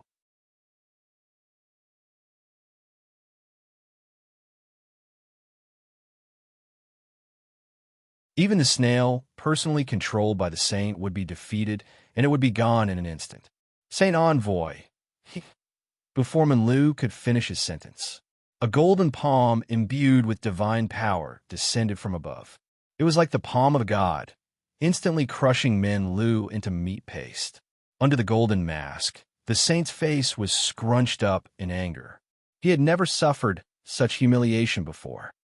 Who would have thought? Who would have thought that the little ghosts of this world would be so strong? If they were allowed to step into the gate of truth and create their own mythological systems, wouldn't a new king be born? Perfect. Since you have sent your most elite little guys here, don't even think about going back. This is just an experimental invasion. Using the lives of trash craftsmen in exchange for the lives of genius hybrid demons, we are still profiting. Bringing the heads of these geniuses back will definitely be rewarded. The Saint Envoy broadened his vision, changing the concept to suppress his anger. After all, his mission had not been completed, and the test of the world erosion had not been completed. As long as he could bring back a junior who had accepted the miracle and kill all the hybrid demons here, the final winner would still be him. Thinking of this, his emotions quickly calmed down, and he said in a calm tone, "Not bad. Snail, as a stonemason. More than 10 years ago, he received my name to learn gold-related skills. I originally intended to let him use the competition here to hone his heart of gold. But who would have thought that he would encounter such a strong opponent? What a pity for my beloved disciple." The Saint Envoy used the master-disciple relationship to cover up his interference, separating the snail man's golden characteristics from him. Mad Devil Green, who was standing in the arena, did not pursue the matter. He just put his finger on his neck and made a provocative gesture of cutting his throat. Then he put his hands in his trouser pockets, whistled a strange and slightly cheerful whistle, and returned to the team. At this point, the competition was over. Hybrid Demons, Eugenist's team, Green's team. Vortex Changers, Han Dong and Z's team. The above teams had a total of 7 people, and they were qualified for the final selection, Ascension. However, before the sages were completely attracted, Eugenist suddenly raised his hand and motioned to the Night Priest, who was the referee. Our team gives up the Ascension qualification. Mystic Bug, Sister Luna, who was beside Eugenist, also nodded to indicate her withdrawal. Although she had just absorbed her sister and achieved a perfect twin status, she had to follow Eugenist's instructions. At the same time, she had just witnessed the strength of the first origin substance and was quite frightened. Green, who had just stepped off the stage, turned his head. "Oh, Eugenist, don't you want to play? Without you, it would be a lot less fun." Eugenist hurriedly waved his hand. No, I still want to live a little longer, so I won't compete with you for things. Really, you're so annoying. You obviously want to kill me, but you always avoid me and only like to hide in the dark and secretly observe." At this moment, Green's speech suddenly changed to a voice transmission, and he had a one-on-one communication with Eugenist. "Eugenist, there's something I may need your help with later. If you refuse, I won't hesitate to target you." Eugenist was also a smart person, and he naturally knew what Green wanted to do. "I'll help if I can. As long as it doesn't cost my life, I'll do my best to help boss. Don't worry, I don't need you to do anything, and I don't need you to block any damage. When the time comes, lend me your eyes. I don't want these ordinary eyeballs on your body. I need the eye you showed in the Prime game. I'll definitely return it to you after I use it, and at the same time, I owe you a favor." Green's favor was not something that could be obtained easily, but the eye that Green needed could be said to be Eugenist's lifeblood, and there was only one. "For the sake of world sovereignty, I'll lend it to you. I hope you don't break it." "Ha ha! You're still talking about world sovereignty? Don't worry. I'll take good care of your eyeball. As long as I'm not dead, I'll definitely return it to you safe and sound." At the end of the private conversation, Green showed a satisfied smile. The Night Priest also agreed to Eugenist's request to abstain. At this moment, with the Gold Saint as the main body, he opened his arms in the air, attracting the arrival of the sages. There were thousands of sages in their world, and it was called the Stairway to Truth. Unlike the mantis demons or other species, who needed to explore the gate of truth on their own. In their world, different attributes, crafts, and characteristics corresponded to the sages, and they only needed to follow the stairway that matched themselves to reach the corresponding gate of truth.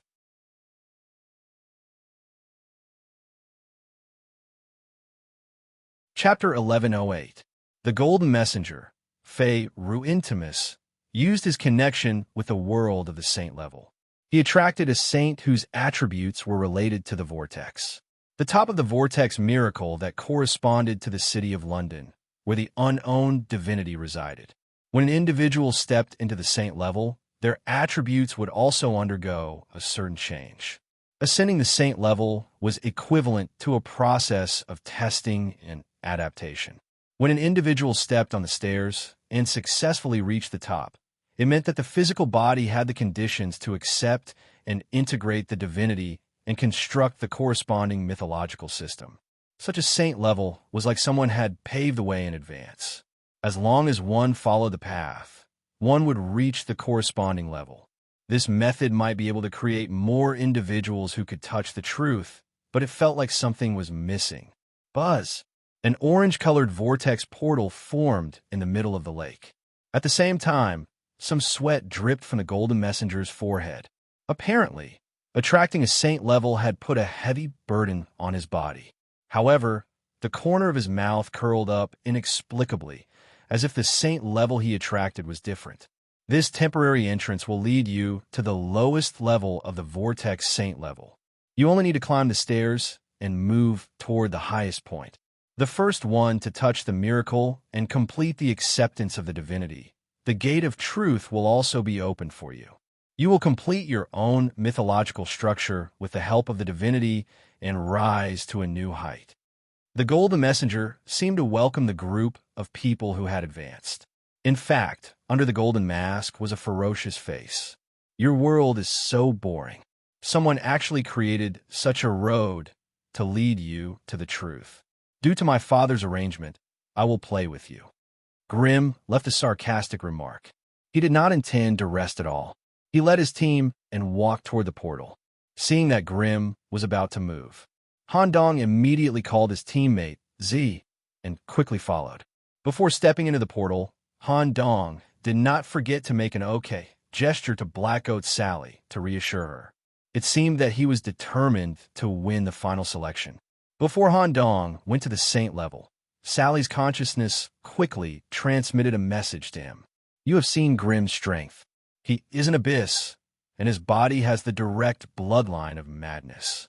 With his special strength, he can even fight against mythological beings. If you can't do it, don't force yourself. It was only a matter of time before Grimm wanted to get his hands on me. Moreover, if Grimm and I were to get protection from that existence because of our marriage, it would be a good thing in itself. Sally had originally thought that Han Dong would also be intimidated by Green's display of strength. Who knew that Han Dong's body of consciousness did not have the slightest bit of fear or even a trace of timidity. Instead, it revealed an expression of victory. Since I promised Miss Sally that I'll help you in the bet, I'll naturally do my best. Also, the stronger Green is the better. Don't worry, I'm free to do what I want. Don't die. If you accidentally angered Grimm, you would be dead unless the previous king personally intervened. Moreover, no old king was willing to offend the existence behind Grimm. Han Dong replied with a smile. No, he won't be angry. Instead, he'll be happy. After saying that, Han Dong waved goodbye and followed Grimm's team into the portal. Although it was called a portal, it did not actually teleport them anywhere. Due to the size of this saint level being too large, the fairyland just now could not contain it. A temporary space had to be created to store it. The portal was the entrance to the temporary space. Apart from the two teams climbing the stairs, the Evernight Priest and the Gold Saint also entered together to supervise the process of everyone climbing the stairs. In the blink of an eye, the bright fairyland dimmed. What appeared in front of everyone was a spiral-shaped mountain whose peak could not be seen. One of the winding mountain roads was the route for everyone to climb the stairs. The mountain road, the mountain, and even this temporary space were the external signs of the saint level. The Evernight Priest pointed at the mountain road in front, and his voice came from the darkness. There are no rules or restrictions. No matter what method you use to climb the stairs, it's all allowed. Remember, the saint level is the path to the truth. There are no shortcuts. When the priest's words ended, it also meant that the stairs had begun. Boom! There's a loud explosion in front of the mountain road, and it directly smashed a big hole in the road in front of the mountain gate. The sixth prime, Hopper, who was originally at the entrance, landed heavily in front of the mountain road with a big jump, blocking the only way to climb the stairs. A giant hundreds of meters tall was guarding the mountain gate. Grimm, I'll stop them, you go up first. Obviously, Hopper regarded Han Dong, who was able to defeat the Black Goat, as a powerhouse on the same level as the Prime. Moreover, Han Dong's teammate, the strongest atavistic body in London, it was also very powerful, and their attributes were related to the Vortex. In Hopper's view, it was necessary to stop them. Who knew? Grimm took a step forward and gently placed his palm on Hopper's shoulder. Hey, Brother Hopper, don't be so nervous. Why are you so stingy? Since it's not easy for them to ascend and snatch this opportunity from Sally, let them have a taste of it. Boss, they're not hybrid demons. They're rebels. Whether they're rebels or not, we'll know in the end. If I feel that something's wrong, I'll kill them all. At this point, Grim turned to look at Han Dong. Hey, do you want to compete with me to see who's faster? Sure. Han Dong quickly nodded and jogged all the way to the mountain gate. Wearing a burlap hood, looked very alert as he followed beside Han Dong, ready to fight at any time. We've fought enough in the previous round. Now let's compete in speed. Let's go at the same time and see who's the fastest. I'm fine here. Han Dong made an okay gesture and nodded as well. We'll do as you say, Grim. Hopper also changed from guarding the mountain gate to a running posture. If it was a pure speed competition, Hopper could concentrate 90% of his muscle system on his legs through muscle control, and he was confident that he wouldn't lose to anyone present. In the team of 2 Prime, the White Ream was in a more leisurely posture, rolling his body into a ball. He was only here to play with the 2 Prime, and he had no confidence at all in winning the miracle. Then I'll count down from 3, and we'll start. 3, 2, 1. They thought it would be a race. Who knew? When everyone stepped onto the first step, they felt like they were in a quagmire. When the soles of their feet touched the stone steps, a vortex appeared at the bottom of the soles of their feet, and there were even some small hands growing out of it, twisting the structure of their feet. This anomaly caused most people to slow down. When they reached the 10th step, everyone's speed slowed down significantly. In this group, 3 people's speed was not affected, and they were even getting faster. Mad Grim, Han Dong, and Z. The last 2 were using the vortex characteristic that they carried, and were not limited by the bottom step. This was the advantage that the priest had mentioned before, especially who had completed a high degree of vortexization. According to the Golden Saint's evaluation, he was more proficient in vortexes than some local craftsmen. Z was also a forged body, and he quickly moved up with a spiral step, even surpassing Han Dong and Grim in a short time, disappeared from sight. However, Grim had no intention of chasing after him. Instead, he tilted his head to look at Han Dong, who was 1 step behind him, and asked in a strange voice, "All right, at this height, the referee shouldn't be able to see us." The human who defeated Sally. What do you want to say? If the topic you say isn't interesting, I'll kill you right away. After all, you're closer to Sally, and she's the female who's going to bear my child.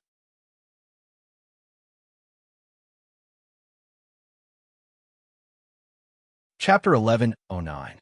This was what Han Dong won by defeating Sally the Black Goat with all his might. It was also the most important part of the whole plan, the identity of an equal conversation with the Prime. The reason why Grim gave Han Dong's team an equal opportunity to climb the mountain before the mountain gate.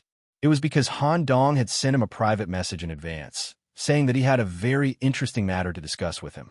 However, such a discussion would have to be done after climbing the mountain for some distance.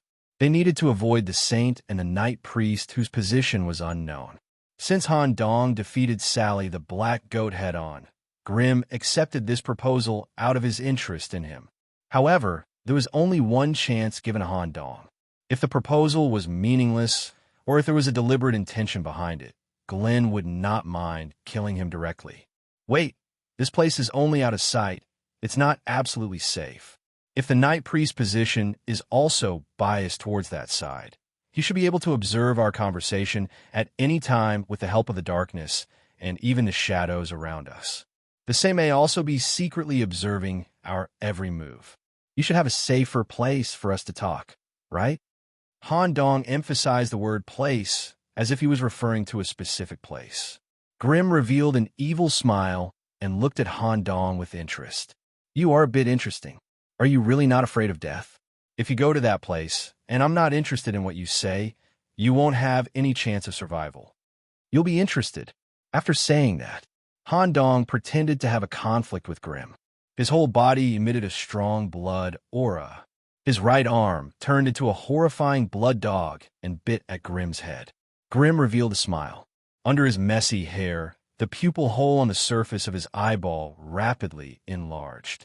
When the blood dog approached, the pupil hole had already enlarged to the size of half a head. Squeak, squeak, squeak. Several turbid tentacles stretched out from the hole and tightly bound the blood dog's head. They suddenly pulled inward, and the entire right arm was pulled in. Han Dong's entire body was sucked into the hole that corresponded to the pupil. As Grimm rubbed his eyes, everything returned to normal. He pretended to have eliminated a competitor and headed towards the top of the mountain, the place that Han Dong mentioned. It was referring to the cave within Grimm's body. However, when he was sucked into the cave, the feedback he felt was very different from what he had expected. It was a very strange feeling, and it wasn't uncomfortable at all. Falling endlessly into the bottomless cavern. The cave was most likely connected to the most dangerous place in the universe, the place where even the old Wangdu didn't dare to approach, the planet where the Mad King lived. All kinds of strange and crazy murmurs came out from the twisting walls of the cave. The process of falling was also a process of eroding one's mind and brain. Most of the people who fell would go crazy during this process and eventually turn into food for the cave. However, Han Dong was not affected. The absolute mental defense provided by the faceless head was only a secondary factor. More importantly, the crazy attribute was similar to Han Dong's mad laughter.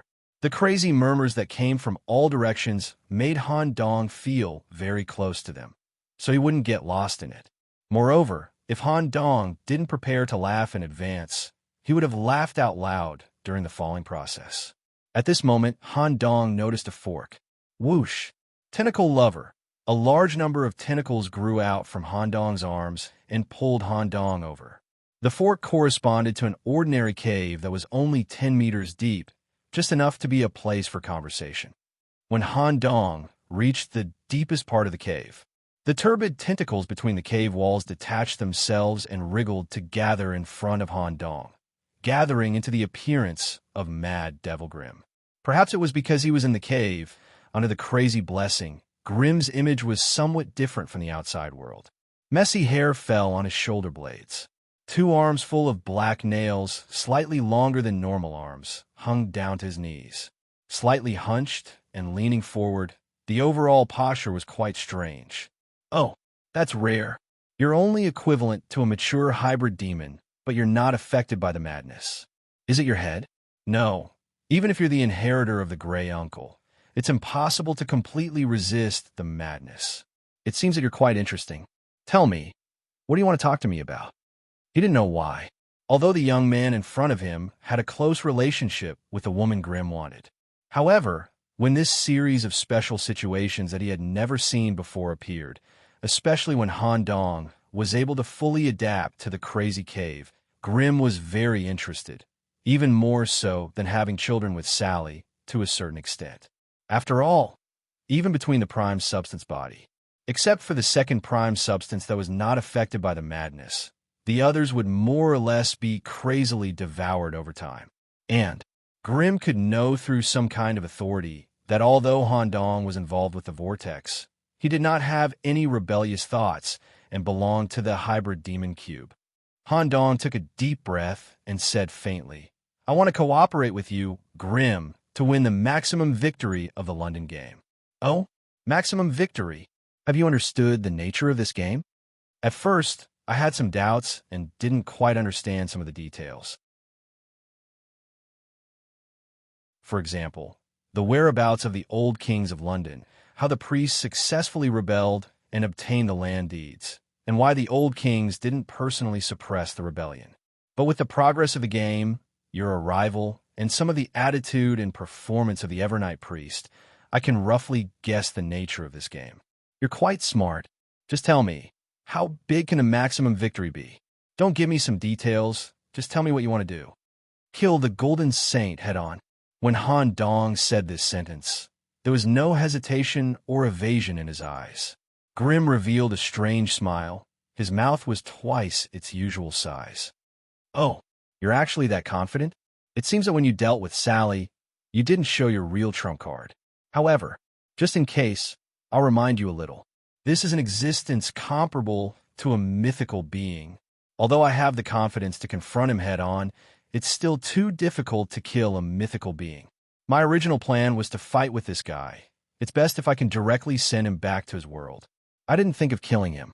After all, they're a group of people who go deep into the truth, understand the truth, and construct the truth.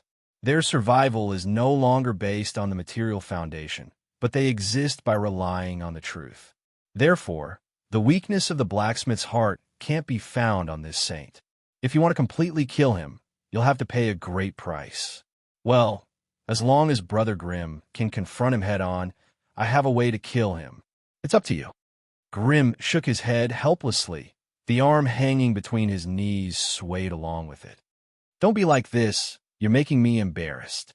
Killing a mythical-level existence was indeed my style. However, I won't do something completely meaningless. Take out your bargaining chip. If I admit that your bargaining chip can really kill him, I'll agree to it. Han Dong said as he walked towards the entrance of the cave. He reached out and pointed at the corresponding endless abyss below. Is this a bargaining chip? Ha ha ha. Grimm laughed for a moment. Ha, you bastard. Fine. I'll play with you this time. Don't let me down. This was what Han Dong was most afraid of. He quickly reached out and covered his mouth.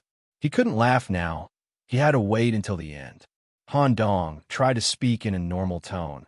If you can really do it, the merit of killing the saint will be on your head. I hope to get some benefits. Don't worry. If I can do it, I'll do my best to satisfy you. Okay. After that, Han Dong, who was standing at the edge of the cave, leaned forward and continued to fall into Grimm's body, actively embracing the abyss.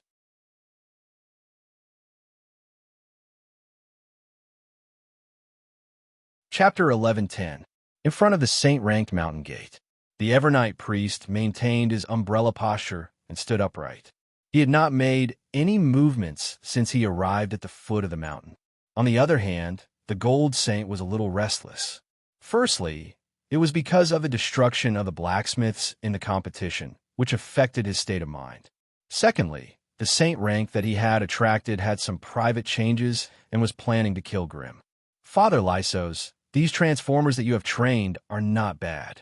The two who have successfully advanced are very unique. The guy who wore a mask and rushed to the first place is essentially no different from the blacksmiths in our world.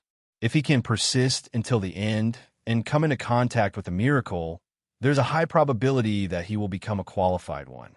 Then, our mission will be completed successfully. As for the other little guy, he seems to be a little special in the vortex. It's a pity that he has been completely absorbed by the crazy Mantis demon. Otherwise, I would still want to bring them back. As expected, the saint could monitor the overall situation of the ascension through certain means. Han Dong was climbing the mountain, and the scene of him being absorbed by Grimm was a panoramic view. After the last battle, the gold saint only had Grimm in his eyes. From the saint's point of view, the crazy Grimm only treated his competitors as prey. He would let the prey go for a period of time before hunting and enjoying the thrill of it. He also knew that Grimm was not interested in the miracle and was only here to cause trouble. Once someone had completed the ascension, his mission as the saint would be completed. By then, he would start to kill. The priest's voice came from the darkness. Not bad indeed. I hope that Z can go on smoothly and be recognized by the divinity of the vortex. The voice was unusually calm, as if it did not matter. If you can get a Grandmaster Transformers in your world, you will be recognized by the saint-ranked saint. You will all be recognized by the saint realm world, and to be able to live there with us. Any individuals who are inclined to live here will be accepted by us. As for you, Father, as an important middleman in this event, you will be received and rewarded by the Blacksmith Mountain. Moreover, we will make an exception and grant you some authority. Thank you, Saint. However, other than the above official matters, I have a personal request. I hope that when the qualified one appears, you can help me with it. Seeing that Father Evernight didn't say anything, he just stood there quietly. This guy called Christopher J. Green should be a very important youth in the hybrid demon world. The strength he displayed in the competition has far exceeded the average level of his level. Such a little fellow would definitely have many life-saving methods. I hope Father can join hands with me and quickly kill him. I am willing to owe Father a big favor. The priest still replied in a very flat tone. Killing Grimm will lead to a series of serious consequences, even pushing the rotation of the world gear. Haha, isn't that even better? The god, in our world was already prepared, or else he wouldn't have accepted this burden from fate. Since we have the Saint Realm and the Immortal Realm, we naturally have more experts who have touched upon the truth. If the world's cogwheel really did speed up because of this kid's death, it would only speed up the destruction of the hybrid demons. Hearing this, the priest in the darkness paused for a moment, adjusted himself, and returned to his normal state. All right, if you really want to get rid of Grimm, I will do my best to assist you. Haha, all right, in the best case scenario, I hope that we can kill all of the hybrid demons involved. After all, there are a few hybrid demons with good talents, if they are given enough time to develop. Although it won't affect the world situation, it will bring a certain amount of damage to our combat power. I will listen to your arrangements. Perhaps it was because of the hatred towards Grimm, or perhaps it was because of his many interactions with Grimm. Compared to before, the Golden Saint's way of thinking and action seemed to be a little crazy. Of course, he didn't feel that way. He just wanted to kill Grimm and other related hybrid demons. The ascension was still in progress. He was obviously in the lead. He was even twice as far as Grimm, who was in second place. However, the further he went, the slower his speed was obviously, even less than half of the initial speed. It wasn't because he was rushing too fast at the beginning that his stamina decreased, for Z's stamina was almost unlimited. It was a kind of perception limit. The Saint Realm, the materialization staircase to the truth.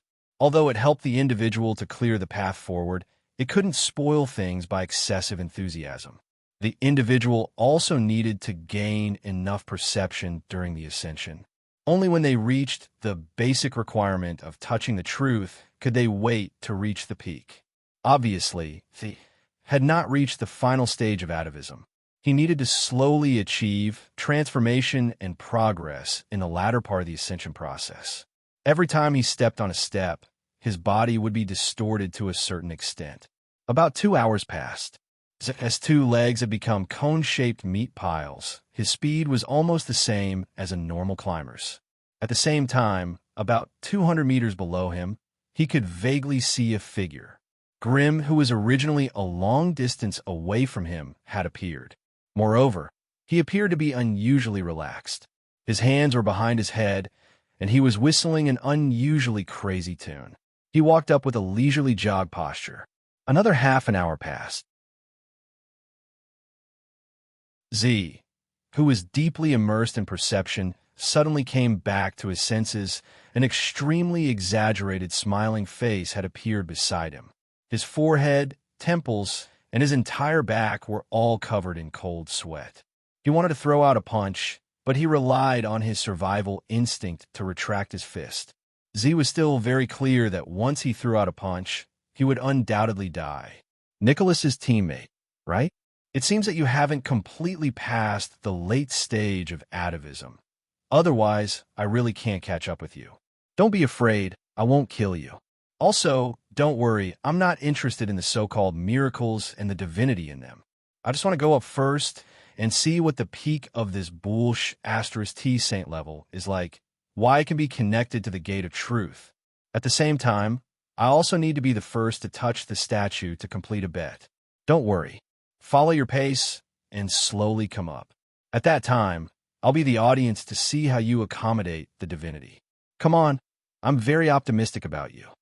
After that, Grimm kindly and amiably patted Z's shoulder and continued to trot up the mountain. And Grimm's way up the mountain was very special. Every time Grimm stepped on a step, he could see that the soles of his shoes were full of swirling threads, even trying to entangle his feet. But this transformation given by the saint level couldn't affect Grimm's body, showing a kind of defiant posture. It completely rejected the adaptation and transformation of the saint level. This scene made Z stunned for a long time. He used to be the strongest atavism in London, but now he felt like a frog at the bottom of a well. However, this also strengthened Z's idea of wanting to become stronger. Regardless of whether the final result would lead him to abandon his identity as a hybrid demon, he had to seize this opportunity to change. He wanted to go to a higher platform to take a look. However, just as everyone was busy with their own tasks, a voice suddenly rang out. Han Dong was constantly falling between the caves and Grimm's body.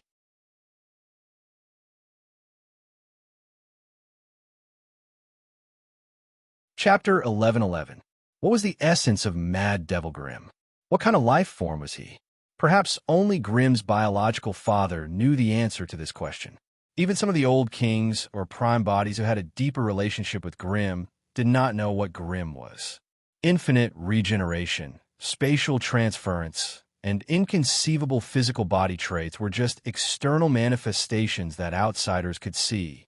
In fact, the performance of this kind of external ability was all linked together with a certain characteristic. This characteristic was cave. Whether it was the humanoid state of the ears, nostrils, eyes, mouth, belly button, etc., or some of the cave structures that were covered with skin, they were all manifestations of this characteristic on Grimm's body. Since Grimm was born, he had been connected to the mad abyss. It was as if he was the abyss himself. Falling. Han Dong had completely given up on the process of ascension, or maybe he was not interested in it at all. The purpose of advancing was just to get a chance to be alone with Grimm. During the external ascension, he pretended to be killed by Grimm and escaped from everyone's sight. In fact, he deliberately went deep into Grimm's body and took the initiative to dive into the deepest part. In this way, he wanted to understand Grimm's essence and find a way to kill the saint. Not only did Grimm not reject it, he admired Han Dong's approach and even had a certain favorable impression of him.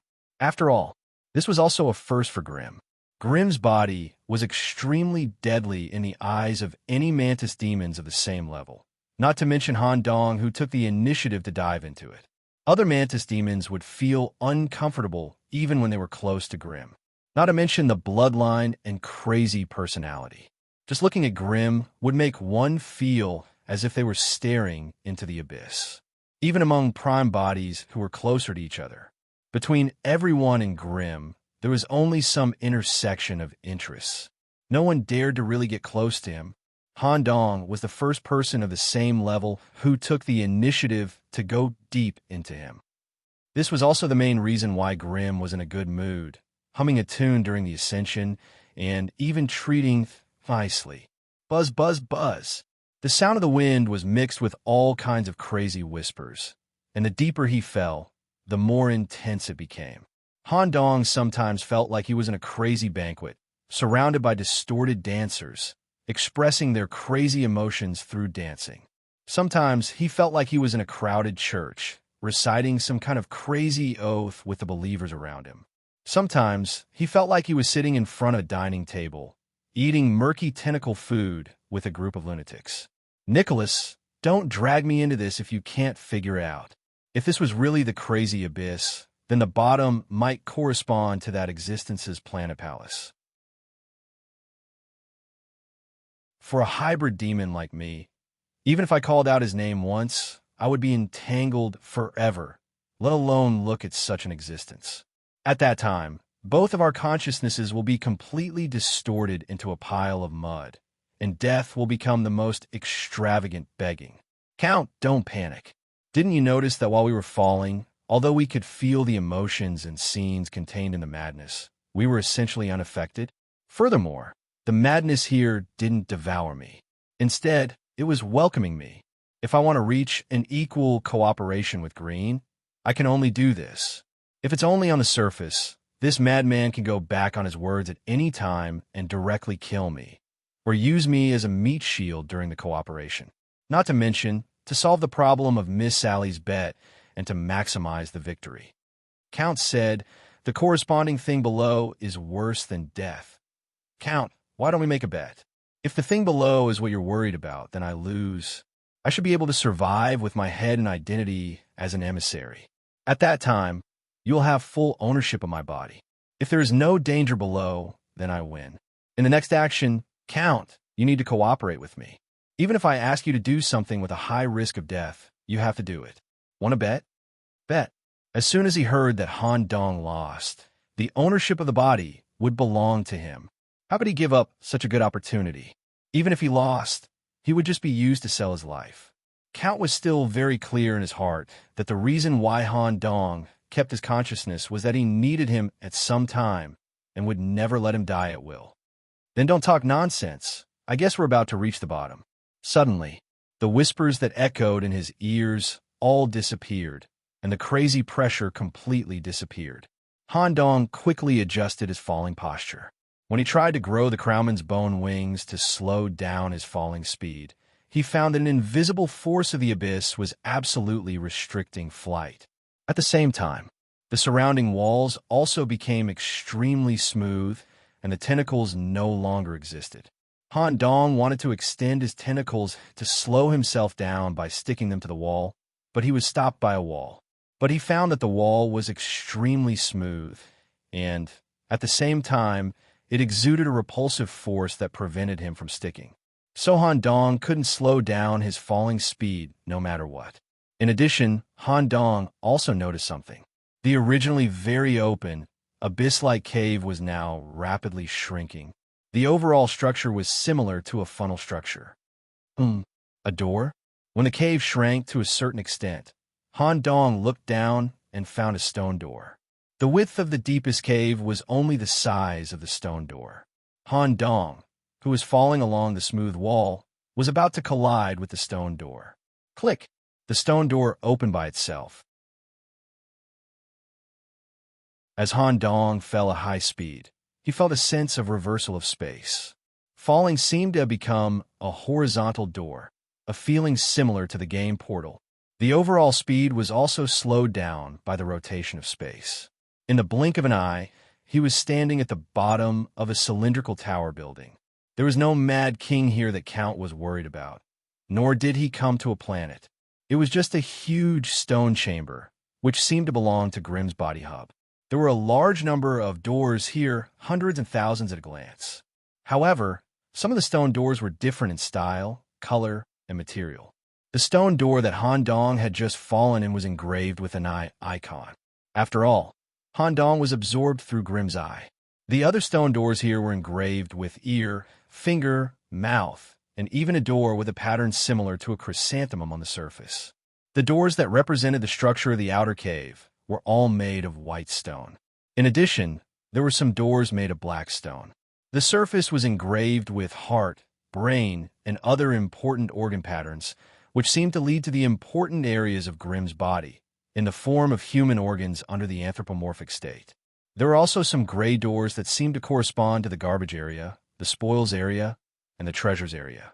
There were many doors corresponding to the garbage area and the spoils area, but relatively few in the treasures area.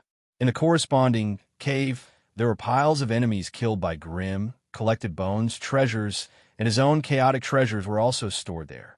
At the same time, Han Dong also noticed, among the hundreds of stone doors, there was a unique, turbid stone door with various color spots scattered on the surface of the stone door.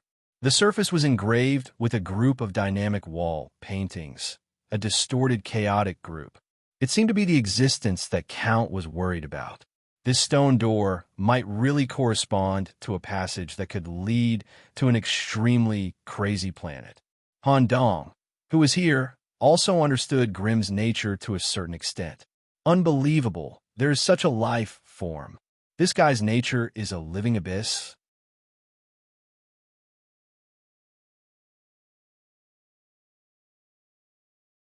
Chapter 11-12. Grimm, Abyssal Body, Central Stone House.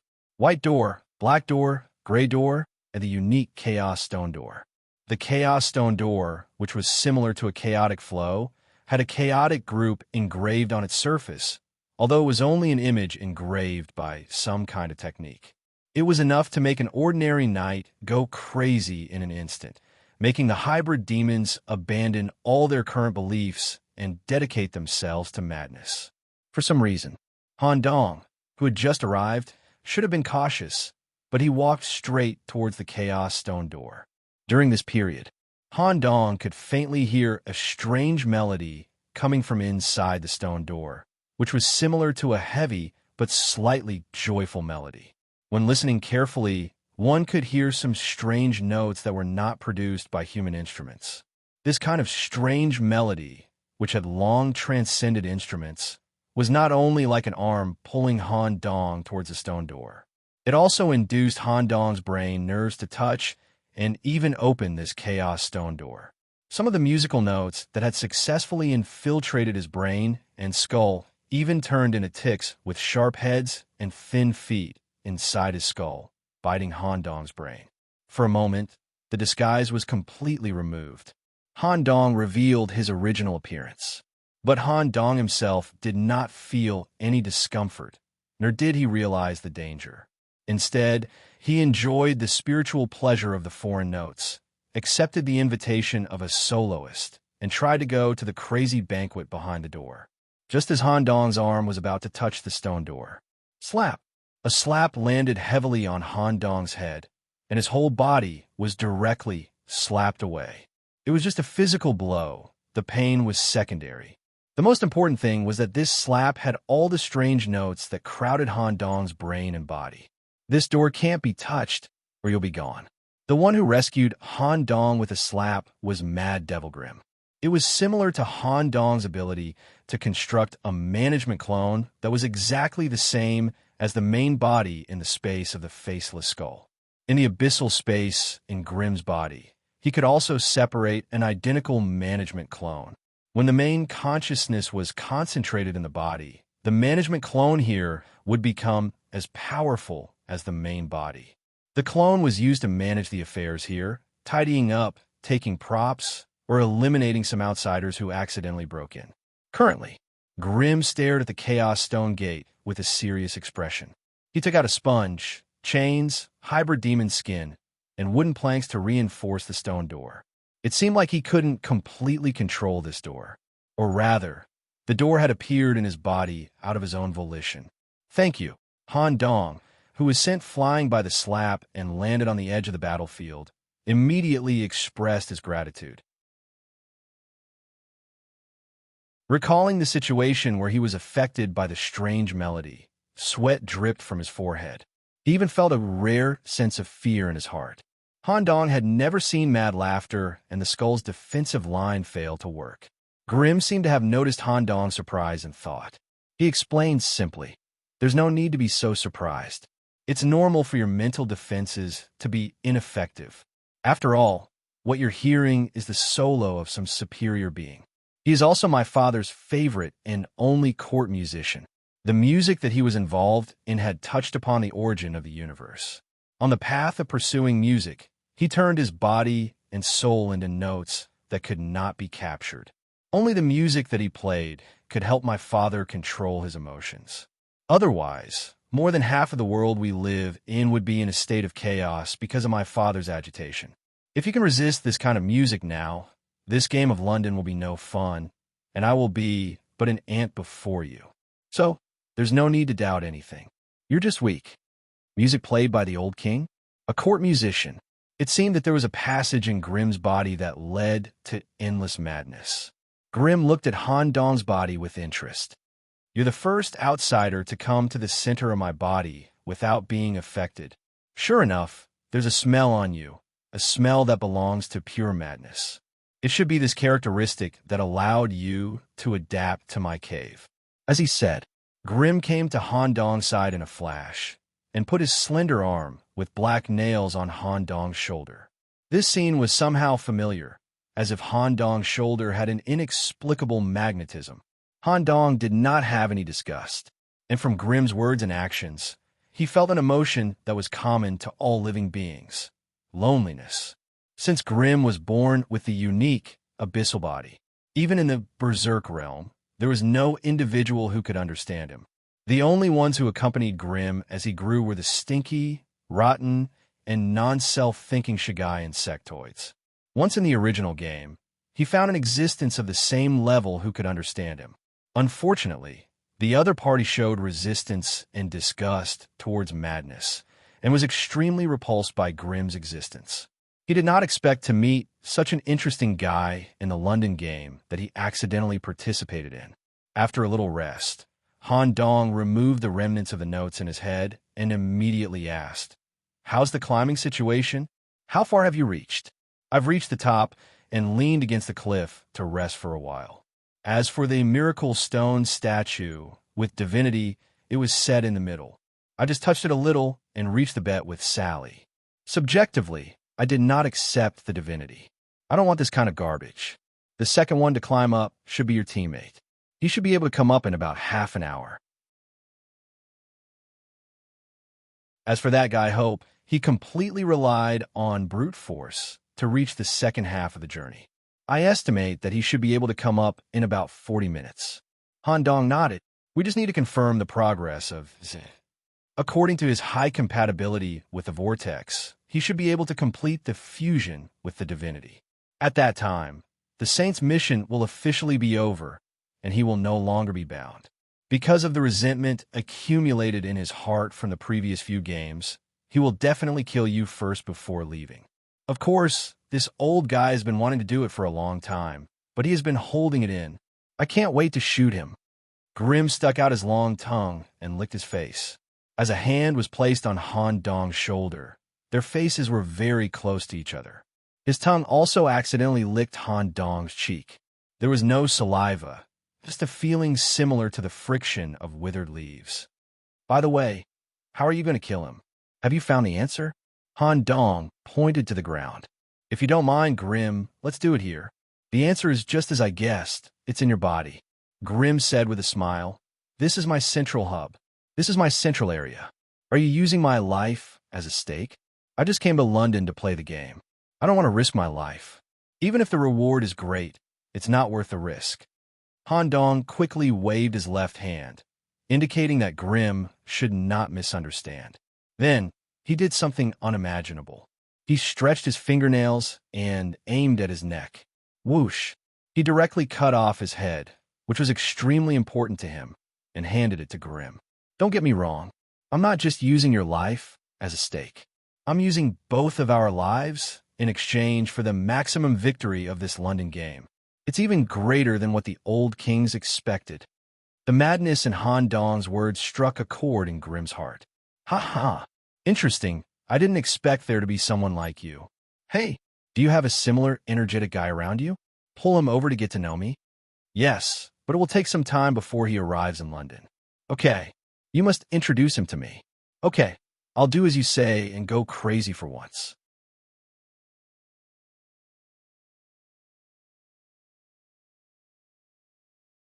Chapter 11:13.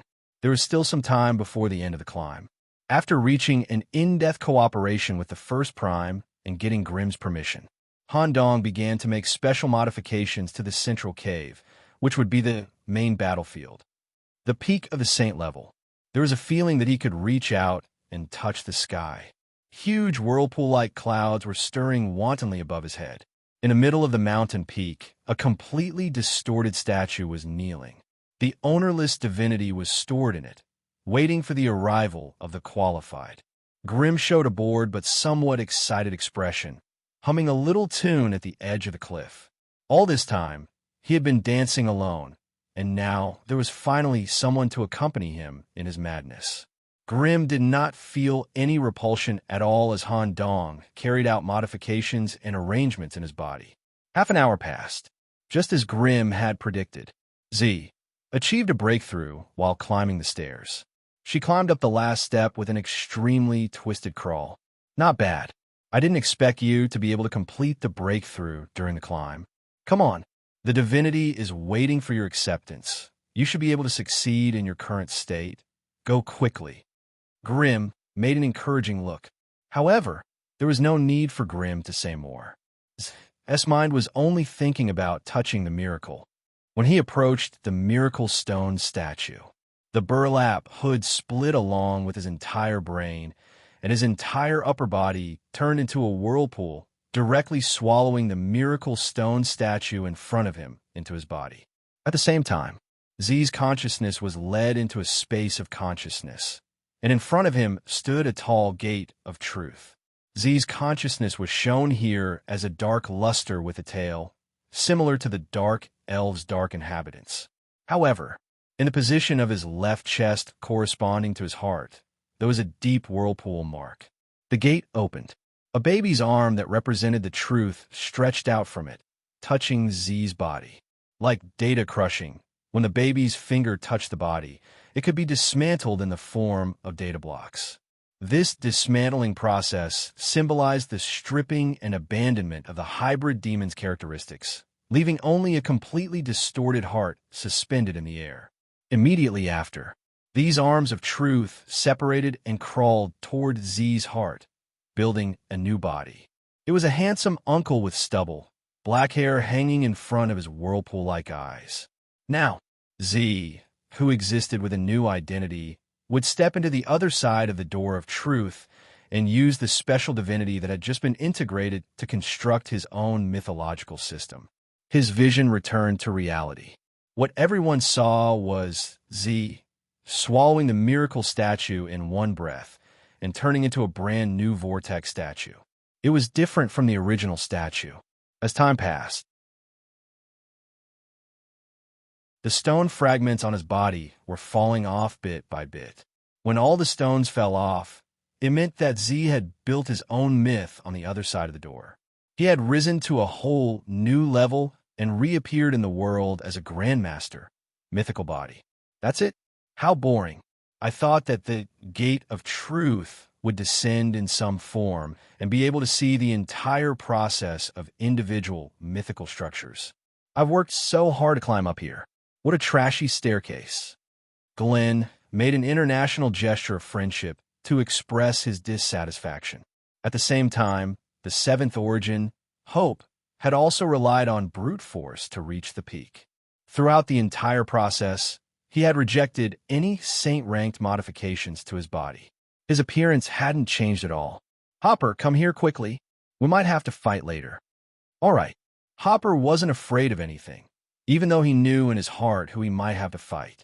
If he could use the opportunity of a London game to build a good relationship with Glenn, the ancient giant tribe that he ruled might also receive crazy protection.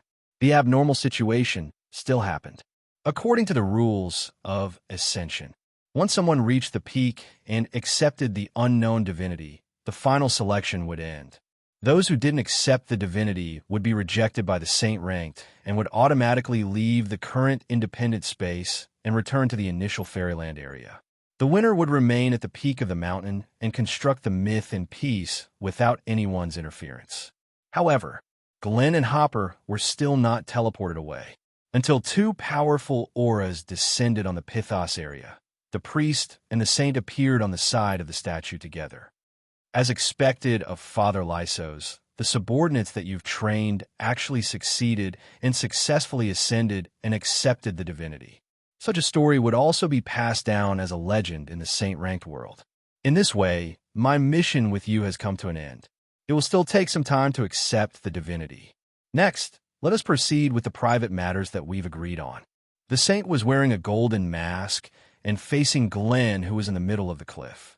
The saint no longer pretended to be noble. The killing intent that had been accumulated for a long time had all turned into killing intent at this moment, and there was an extremely twisted expression under the mask. In his opinion, in the case of a sealed space, with the help of the Evernight priest, killing two juniors would be settled in the blink of an eye. Even if Glenn was very special, it wouldn't take much time. At this moment, an excellent idea appeared in the saint's mind. Father Lysos, after all, you still have the hybrid demon body. Although you've fulfilled the mission requirements given by the saint-ranked world, some of the grandmasters may still have doubts about you.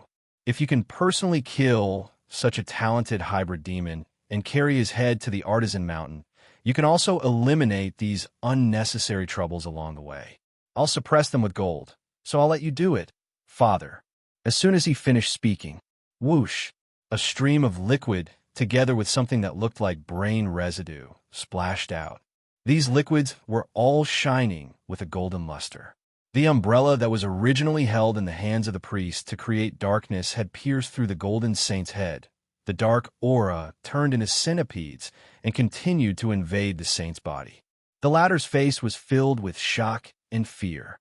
The Evernight priest revealed his true face for the first time in front of everyone. His eyes were full of coldness and a hint of hatred. Give an inch and you want a mile. After saying that, the priest took off the leather glove on his other hand. There was a scorched cross mark on his palm, not giving the saint a chance to struggle at all. He pressed down with his palm. For a moment, the whirlpool of clouds in the sky was covered by a kind of divine power. Some kind of dark power instantly pressed down. Boom! The saint-ranked mountain was pressed down by more than 10 meters by this palm. A giant cross mark was branded on the mountain peak. The area covered by the cross was just enough to avoid Z, who was in the midst of enlightenment, as well as Glenn and Hopper, who were watching the show from the cliff. Good. High-quality divinity. I didn't expect London to have such a mythical body. Not bad. The first prime watched the priest attack and couldn't help but applaud. However, it wasn't over yet. Although there was only a pool of golden liquid left on the ground that was about to be eroded by the darkness, the divinity still existed. In the saint-ranked mountain, there was a voice that contained anger. I knew that you group of lowly and cunning hybrid demons with inferior blood flowing in your veins don't know what integrity is. I never trusted you from the beginning, Priest Lessos. I'll be frank. Even if you help us kill many hybrid demons and help us complete the world's erosion, you'll only get a transfer of pariah certificate. No craftsman will look up to you, and you won't have any resources. And now, you've even given up the chance to be a pariah. How pathetic. Wait until I kill all these little guys, then I'll execute you. The Golden Saint Fae had secretly modified the saint-ranked mountain, turning it into a special scene that could be used by him. A large number of golden chains grew from the ground, wrapping around the Evernight priest's body. The entire saint-ranked mountain was used to suppress the priest. However, the Evernight priest, who was entangled by the chains, slowly sinking into the mountain, had a calm expression. He stared at Glenn, who was at the edge of the cliff, as if he was conveying some message. Grim said with a smile, "That's right. Priest, you can rest for a while. It's my turn to perform."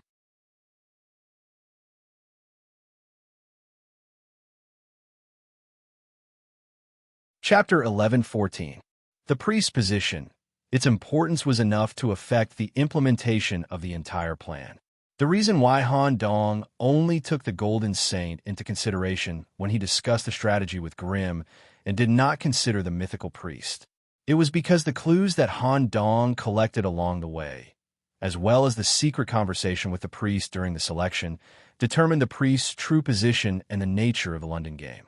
Labeled as the Great Traitor, the mastermind behind the mystery of the City of London, the right hand of Mother Evernight, Father Lysos. His position was a hybrid demon, and it was a kind of loyalty in the absolute sense. The City of London situation was strange from the beginning. With the disappearance of Mother Evernight, such a king-level city was reduced to the priest's backyard to train teachers. Under such circumstances, none of the old kings intervened. Of course, Han Dong also considered the old king's casual nature. The reason why he did not intervene was that he thought that the London incident was within his control and there was no need to intervene. He even wanted to use the chaos in the City of London to train his own people, and when the situation was out of control, he would intervene personally.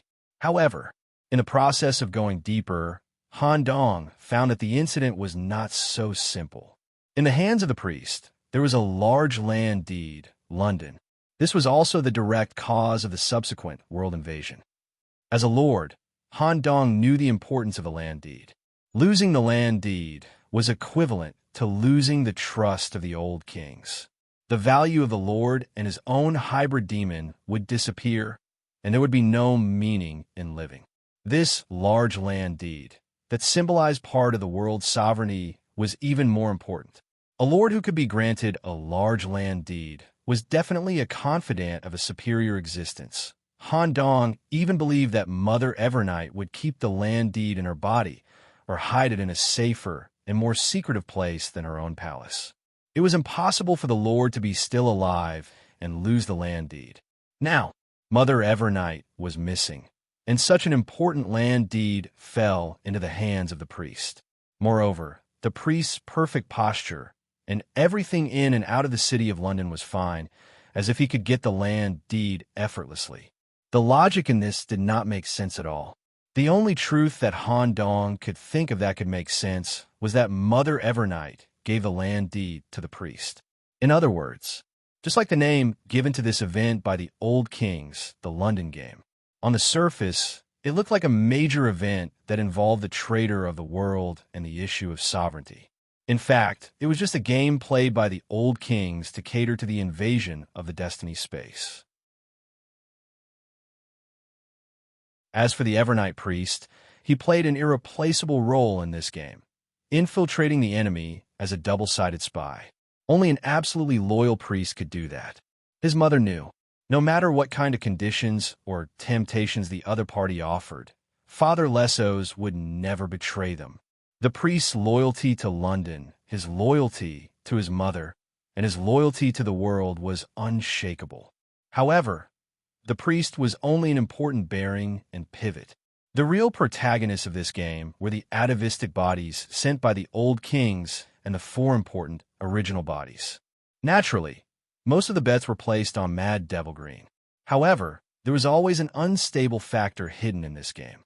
Old King, who had placed his bet at the beginning, couldn't tell, but as the game progressed, he began to notice. The changes in the board game were beyond the expectations of many of the higher-ups. A very ordinary game model that did not even belong to the atavistic body was placed together with Grimm's special model. Both of them had an equal impact on the game. This guy, his divinity level is higher than mine. I didn't expect to need the power of the entire saint level to suppress him. The Golden Saint's body was located at the core of the saint-level mountain. Drops of golden sweat were dripping down his forehead. In order to suppress the priest, he had used up almost half of his energy. However, being in the saint-level space, he could absorb the energy particles floating in the air to speed up the recovery of energy in his body. The time and place are more than enough to deal with these two little guys. In the blink of an eye, golden liquid flowed out from the ground of the mountain peak. At the same time, it emitted a dazzling golden holy light, burning the bodies of Hope and Grimm. The true form of the Golden Saint was quickly condensed. The golden mask had been taken off. What was revealed was a flawless, delicate face, with faint golden eyeshadow around the eyes and a golden pattern similar to a phoenix drawn on the cheeks. Her long golden hair was floating behind her with a ribbon behind her back. Strands of golden domain that could affect reality spread out from the bottom of her feet like waves. Even the mountain peak was dyed golden. The golden liquid kept flowing down the stairs. At the same time, Phase Double also appeared for the first time. It wasn't very large, but it was just the right size, slightly larger than an ordinary person. It was like a war god that was suppressing evil. 3 heads and 6 arms. The 3 golden heads showed anger, calm, and happiness respectively. The 2 arms at the front held 2 spire-like truncheons. The 2 arms in the middle held a broadsword and a long sword respectively. The 2 arms at the back held a long spear together. The arms controlled by the heads with different emotions would release different breaths. The rhythm and changes of the attacks would be different. Logically speaking, when the Golden Saint revealed his divinity, the Mantis demons that were a level lower and had their attributes restrained would show some fear or fear. However, Grimm, who was standing at the edge of the cliff, put his hands in his pockets, looking slightly excited. Grimm did not care at all as the golden light burned his body. "Oh, you still have such an attitude. Interesting. I thought you corresponded to a low-level mythical creature. It would be boring to fight you. Now it seems that your mythical grade is a little higher than a low-level one. Just nice. I have always wanted to find a mythical body to practice with. Your stance should be enough for me to beat you up for a long time." In the face of Grimm's provocation, the Golden Saint only treated it as his last words. He had absolute confidence in himself. The gap between a blacksmith and a grandmaster is impossible to bridge.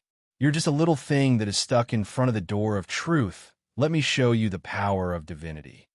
After saying that, the Golden Saint swung his right fist out of thin air. A surge of mythical power gushed out from his body, immediately packaging the fist, forming a huge golden fist in reality, heading straight for Grimm, who was in front of the cliff. Mythical intervention. Any action made by a mythical creature could be magnified and interfered with reality through its own mythical system. Just as the giant fist was about to hit Grim, a figure blocked in front of him and threw a punch at the same time. Boom! Like a missile hitting the peak of a mountain, a violent explosion occurred at the point of impact. A huge crater tens of meters wide appeared on the ground. Grim still had his hands in his pockets, standing motionless at the edge of the cliff. The one who blocked in front of Grim was the seventh prime, Hope. He blocked the Golden Saint's mythical intervention with pure physical strength. Grim showed an extremely sarcastic expression, his head slightly stretched forward, and said with great disappointment, "That's it."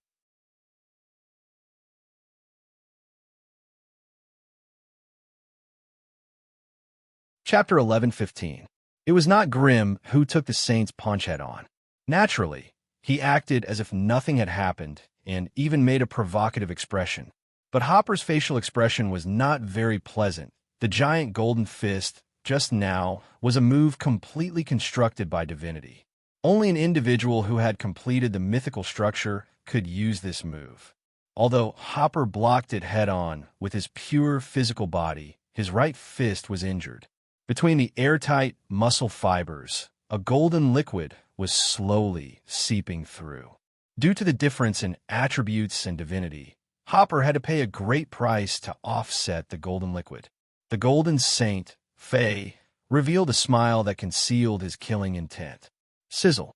Waves of flashing golden aura overflowed from the surface of Hopper's fist. By consuming a large number of muscle fibers, he finally offset all the golden liquid. At the same time, it caused the overall shrinkage of Hopper's right forearm. But soon, it was refilled by new muscle fibers. Not bad. You can offset it with your body. But this one offset is not worth it. How long can your physical body last? Indeed, the Saint was right. If this continued, no matter how strong Hopper's body was, it would only be a matter of time before his last muscle fiber was exhausted. At this moment, an arm was placed on Hopper's shoulder from behind. A crazy whisper entered his brain. "Hopper, isn't your brain very flexible? Why are you panicking because your opponent has reached the mythical level?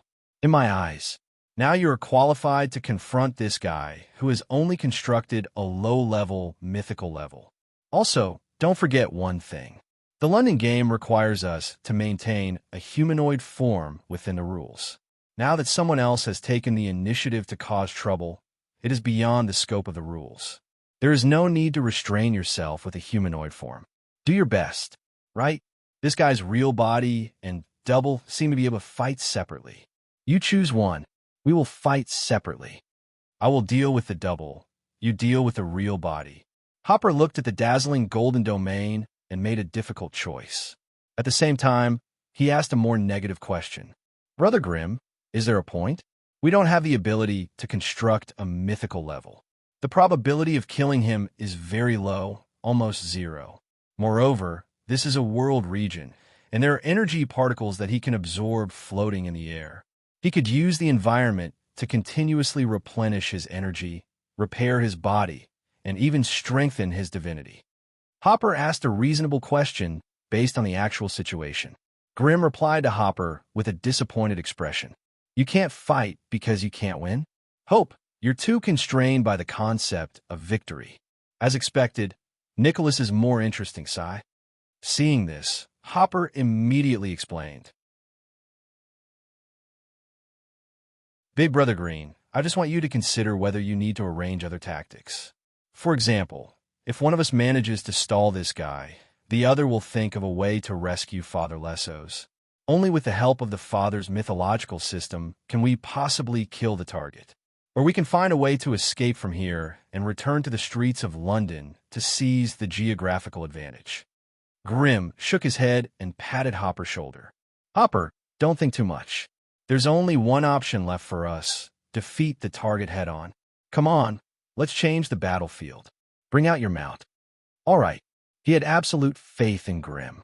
Hopper stopped thinking too much and focused on the battle in front of him. Swoosh! It was the same method again. Grimm pierced his eardrum with a finger. following the hole corresponding to his ear, he took out a living creature from the cave where the living materials were stored. It was the Hound of Yandalos that Grim had absorbed into his body before the battle.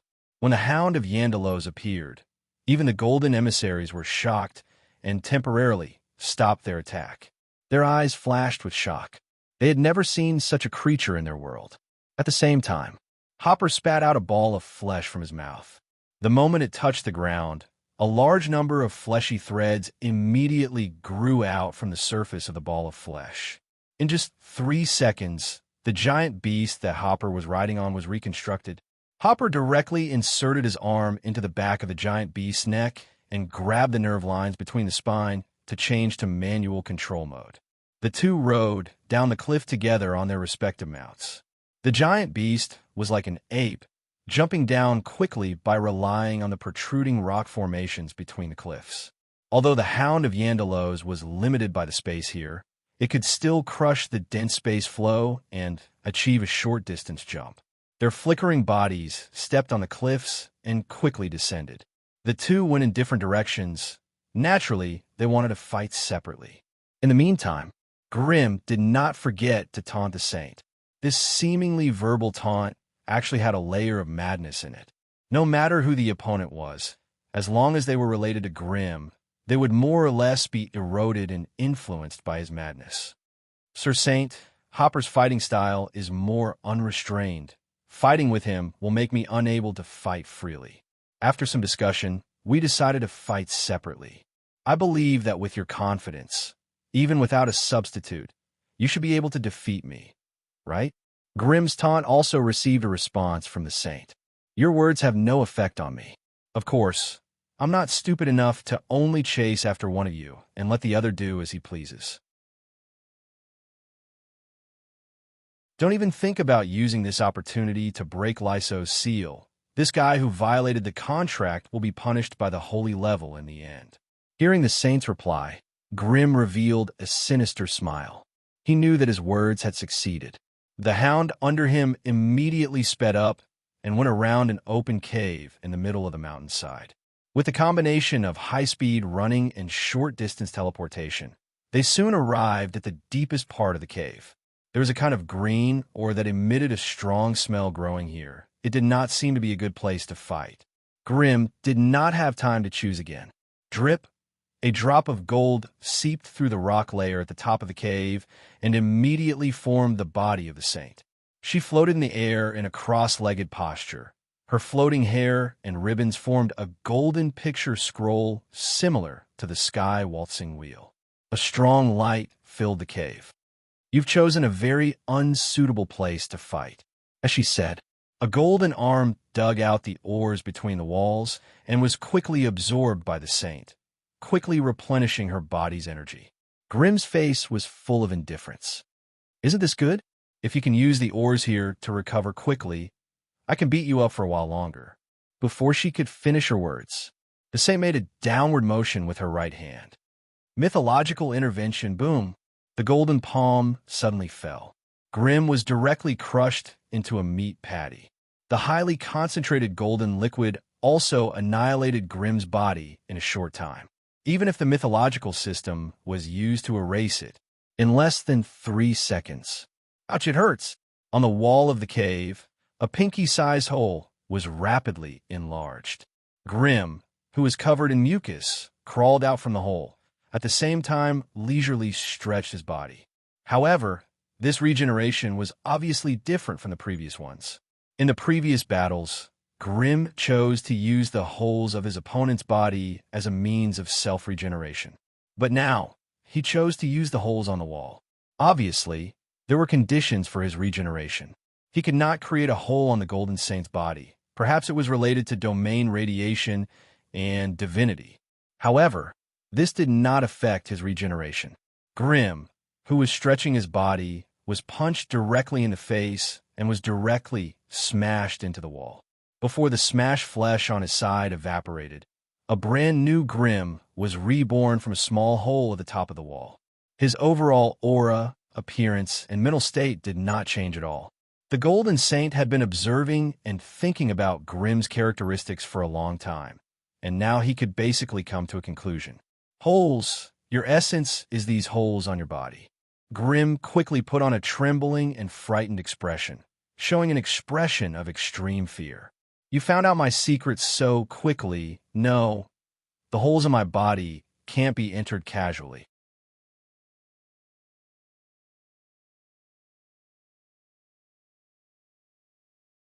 Chapter 11:16. Divinity. Not only could it interfere with reality, but it could also affect the composition of an individual's life. The reason why mythical beings had such a high status among the hybrid demons was because they could hold large land deeds, wield great power, or act as a gift to an important area. It was because they were able to understand the truth of the world to a certain extent and had constructed a mythical system with themselves as the main body. Their attacks could often affect the laws of the world. For low-level life forms that had yet to construct a mythical being, it could be said to be a devastating blow. However, the current situation was a little strange. The attack given by the Golden Messenger, Faye, did indeed affect Grimm's body, and it caused more than one kill. However, Grimm, who had yet to construct a mythical being, was able to regenerate without any damage. This was hard to explain. Even if one finger was destroyed by the divinity, there would be obvious changes in the individual's aura. This was not a matter of how strong Grimm was, but it was a special characteristic. The Grimm that everyone saw, the Grimm that participated in the London game, and the Grimm that was fighting Faye head-on might not even be his original body. It was just a puppet, a false body, or a derivative. The Golden Messenger had been observing Grimm's strange ability, and now he could come to a conclusion with certainty. Your original body is the cave. The human form that is exposed to the outside is just a false body that has the same strength as your original body. Your seemingly crazy actions are actually focusing all your attention on my attack. 1 second before you're killed, you immediately cut off the consciousness in the false body, so that the false body has no connection with your original body. Even if you are attacked by my divinity, it will not affect your original body. At this time, you only need to release another false body in the cave, and you will be able to fake the characteristic of unlimited regeneration. This is also the reason why you are not affected even when I have killed you so many times. I admit, although you are a low-level hybrid demon, your ability is very special, and you should be an excellent experimental material. I have changed my mind. I will try my best to capture you alive. If I can use you as a vessel and inject the consciousness of a certain craftsman, our world can also give birth to a monster like you. Clap, clap, clap. What followed was a round of applause from Green. Wonderful. Your analysis is quite good. But this is really bad. By the way, can you not kill me?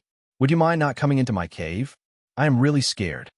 Grimm's words contained a very clear sarcasm. However, such mockery was regarded by the saint as a show-off after the truth was revealed, and the target was the cave. However, the saint's analysis was not wrong. Grimm's nature was that of a cave. As long as the cave could be completely destroyed, Grimm's life would be threatened. The overall logic made sense, so even if there were any traps or problems, the saint would definitely delve deeper into it. The Ascension event had ended, and the saint did not have so much time to waste here. Do you think that you can scare me with this little trick of words? When I was controlling Snail, I spied on the shape of the cave in your body. It's just a cave with mental interference. Once the cave is completely destroyed, it'll be your death. Grimm's face was troubled. He sighed helplessly.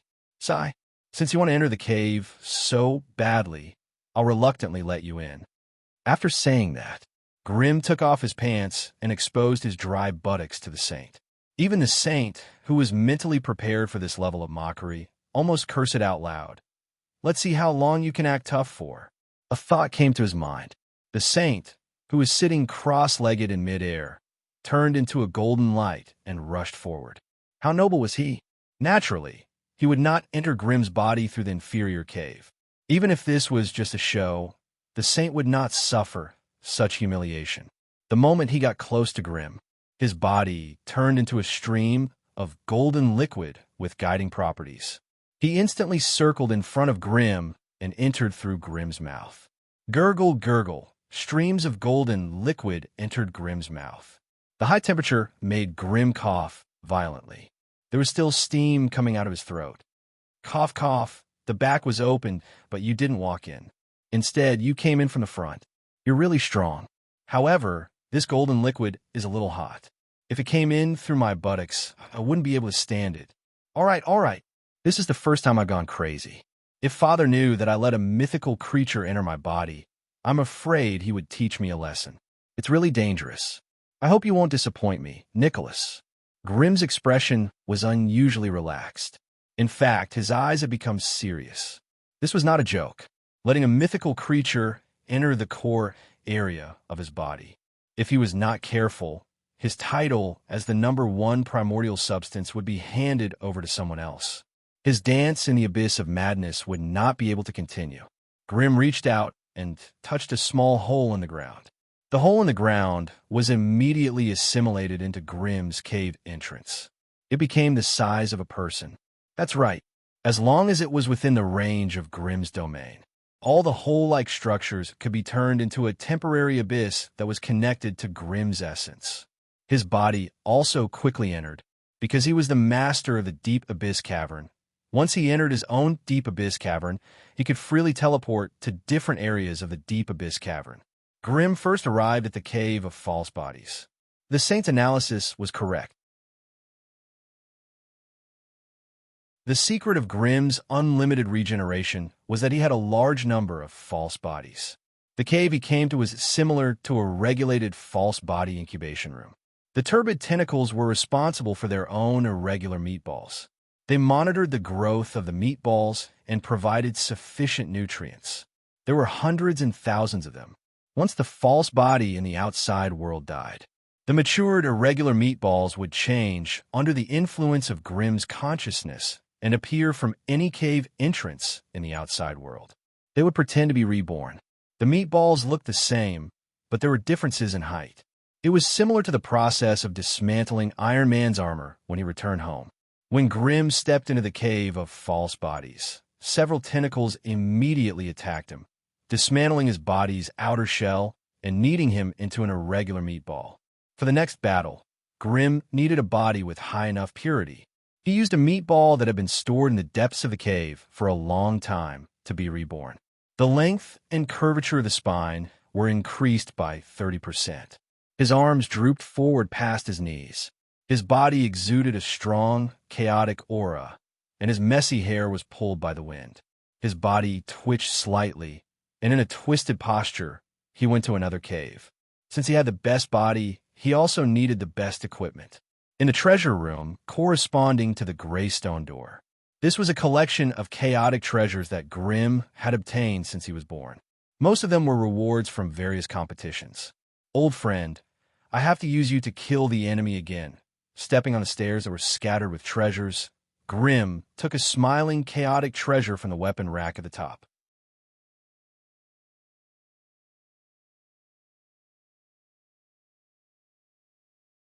Chapter 11:17. A handsome man wrapped in gold was falling into the abyss. The golden body was completely unaffected by the murmurs. Even if the tentacles on the wall were to wrap around him, they would be crushed by the gold in an instant. At first, the saint was still falling on his own. After a minute of adaptation, he changed from passive to active.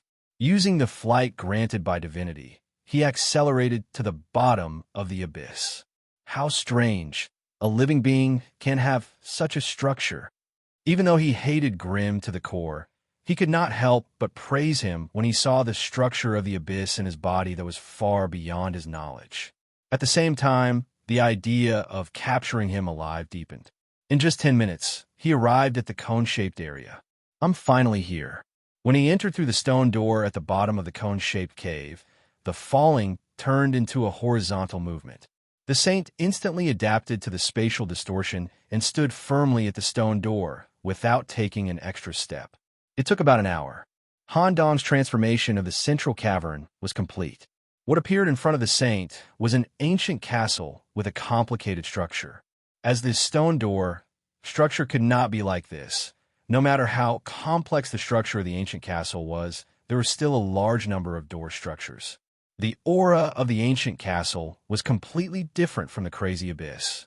It felt like he had arrived at an independent space. The saint was at the entrance of the ancient castle hall. There was a huge framed portrait hanging on the wall facing him. It corresponded to a man whose face was covered with black circles. His face cannot be seen, or it could be said that he did not have a face at all. Looking around at the tightly arranged doors, the saint was puzzled. A castle in my body? And the aura and attributes are completely different. Could it be that a land deed is used here? When the Golden Saint accepted the invasion mission, he naturally did the relevant homework in advance.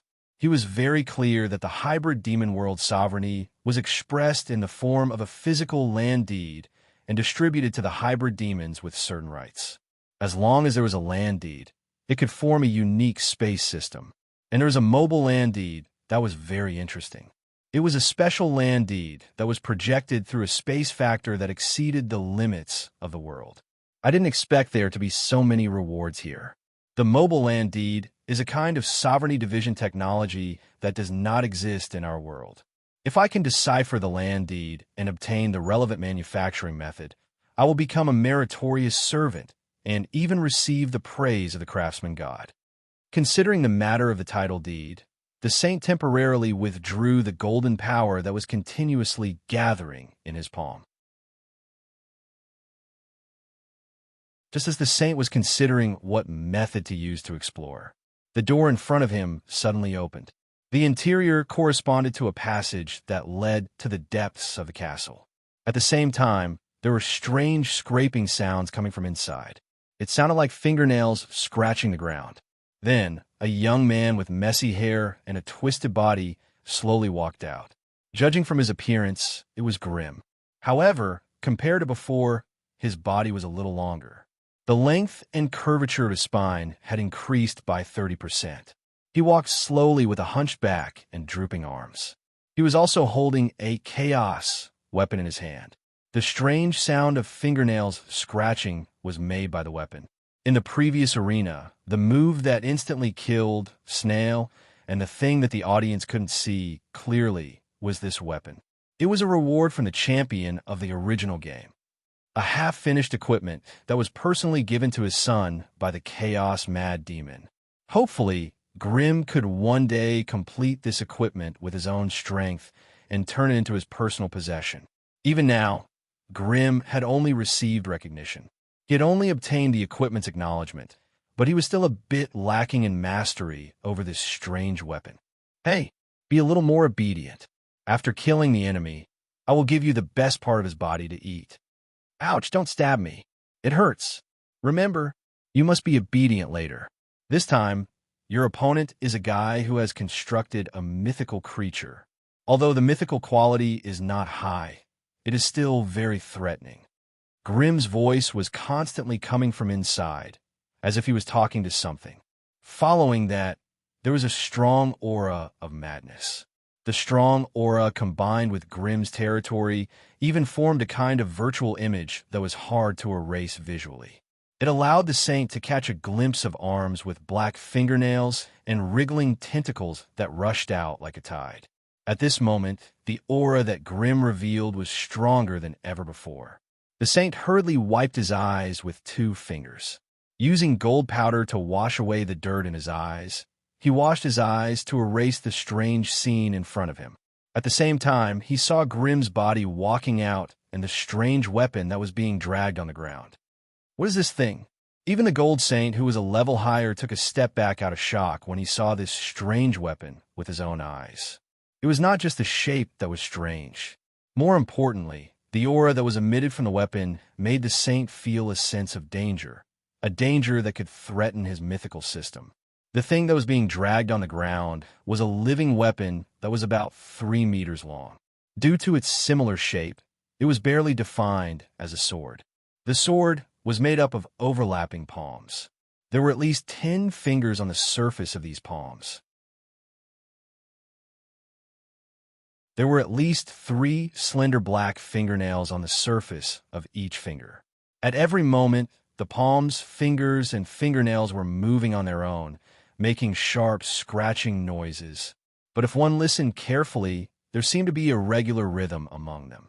It was like a symphony, with the conductor controlling the scratching of each fingernail. The hilt was a pile of rotten meat that did not need to be touched. Grimm inserted 5 of his fingers into the rotten meat hilt. Through the fingernails at the tip of his fingers, he controlled the nerve lines between the rotten meat to control this chaotic weapon. Its quality could reach Epic Plus, which was only a step away from legendary level. The entire weapon showed an extremely distorted tension.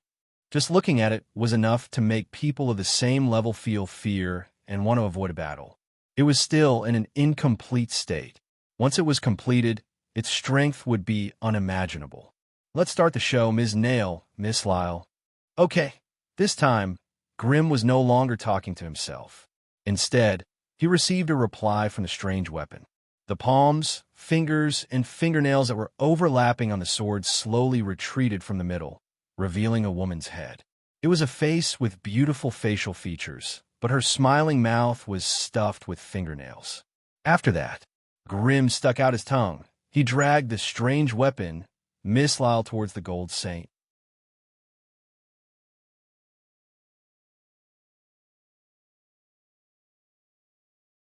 Chapter 11:18. The reason why Han Dong was able to turn the central grotto area in Grimm's body into a complex and space-independent castle in such a short period of time was because of this. He had taken out the extremely valuable moving land deed. And because of this, Grimm was more interested in Han Dong, of course. The hybrid demons and laboratories in the Scarlet Manor were temporarily moved to Grimm's sealed cave.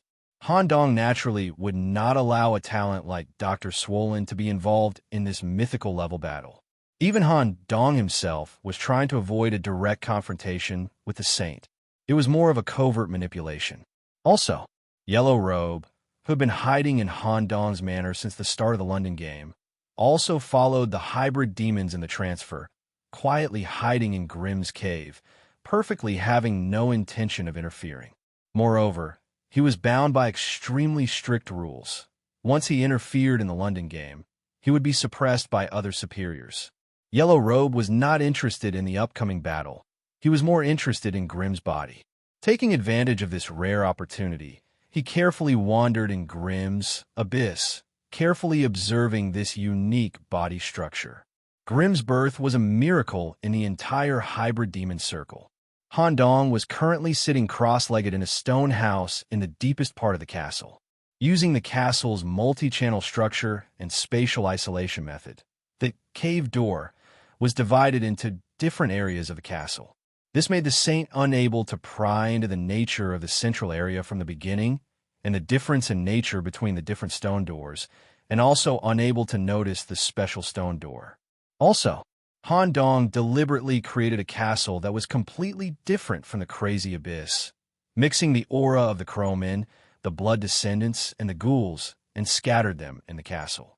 He purposely let the Saint feel the influence of the land deed, using the moving land deed as bait to prevent the Saint from destroying this place. Of course, even if the bait did not work, Grimm's body would arrive in advance, acting as a double insurance. The rest depends on Grimm's purity. I hope the rumors of fighting mythical beings are true. Of course, acting talent is also needed at the same time. Han Dong was thinking about a problem in the quiet stone house. It was a stark contrast to Grimm, who was engaged in a mythical level battle in the hall. Creak, creak, creak. The sound of fingernails scratching, which was beyond the normal concept, was enough to make an official knight unable to bear it. He could only pierce his own eardrums. When Grimm brandished the strange weapon, Miss Lyle, in his hand, the fingernails on the surface of the weapon could easily scratch the space, producing a sharp spatial noise. Under the control of the weapon consciousness, a noise field was created. Even the thought processes of the Saint would be affected. Of course, noise was only the most superficial characteristic. The truly terrifying part was the weapon's chaos attribute. The materials for the weapons came from the center of the hybrid demon world.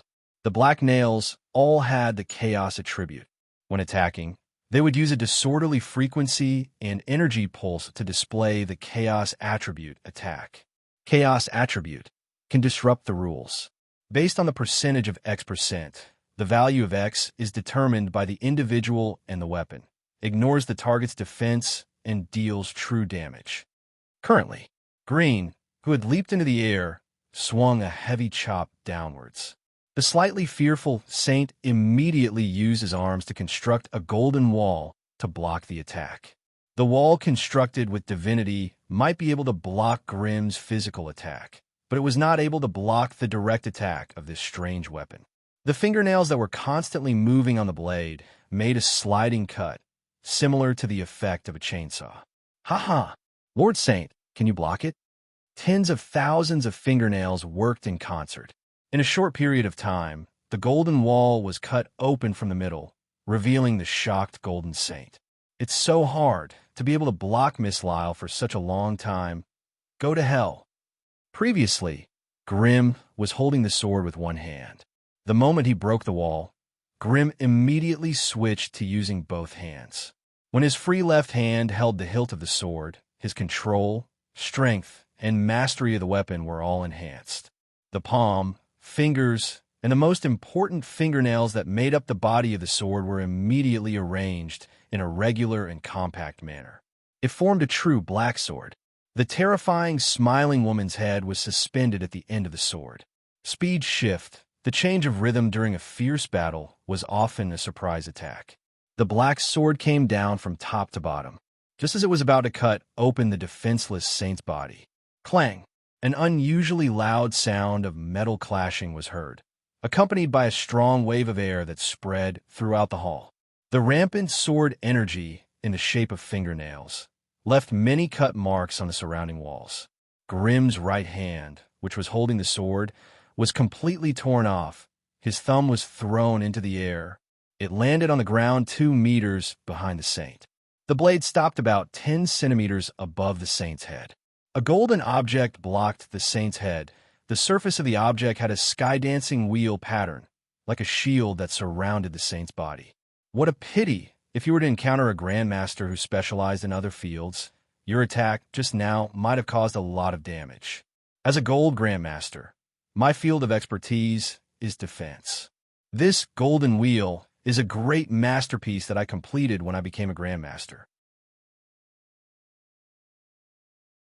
With this strange weapon in your hand, you might be able to break it, but the user's level is too low. You still can't fully utilize the power of this strange weapon, right? What a pity. That was the only chance you had to hurt me. At the end of the sentence, a golden palm came from the front. Grimm immediately let go of the weapon and changed his arms into a defensive posture. Crack! His bones were broken. Grimm's left arm was shattered and his right arm was fractured. His body crashed heavily into the wall at the front of the hall.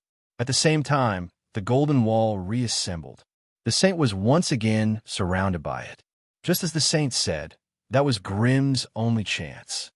Your equipment is of high quality. I'll keep it for you. The Saint said this on the surface, but in reality, he was afraid that Grimm would use this weapon. Just as he reached out his golden arm to pick it up, swoosh! The seemingly calm body of the sword quickly grew a large number of fingernails and actually made a small cut on the Saint's finger. A slight trace of madness took the opportunity to enter the Saint's body.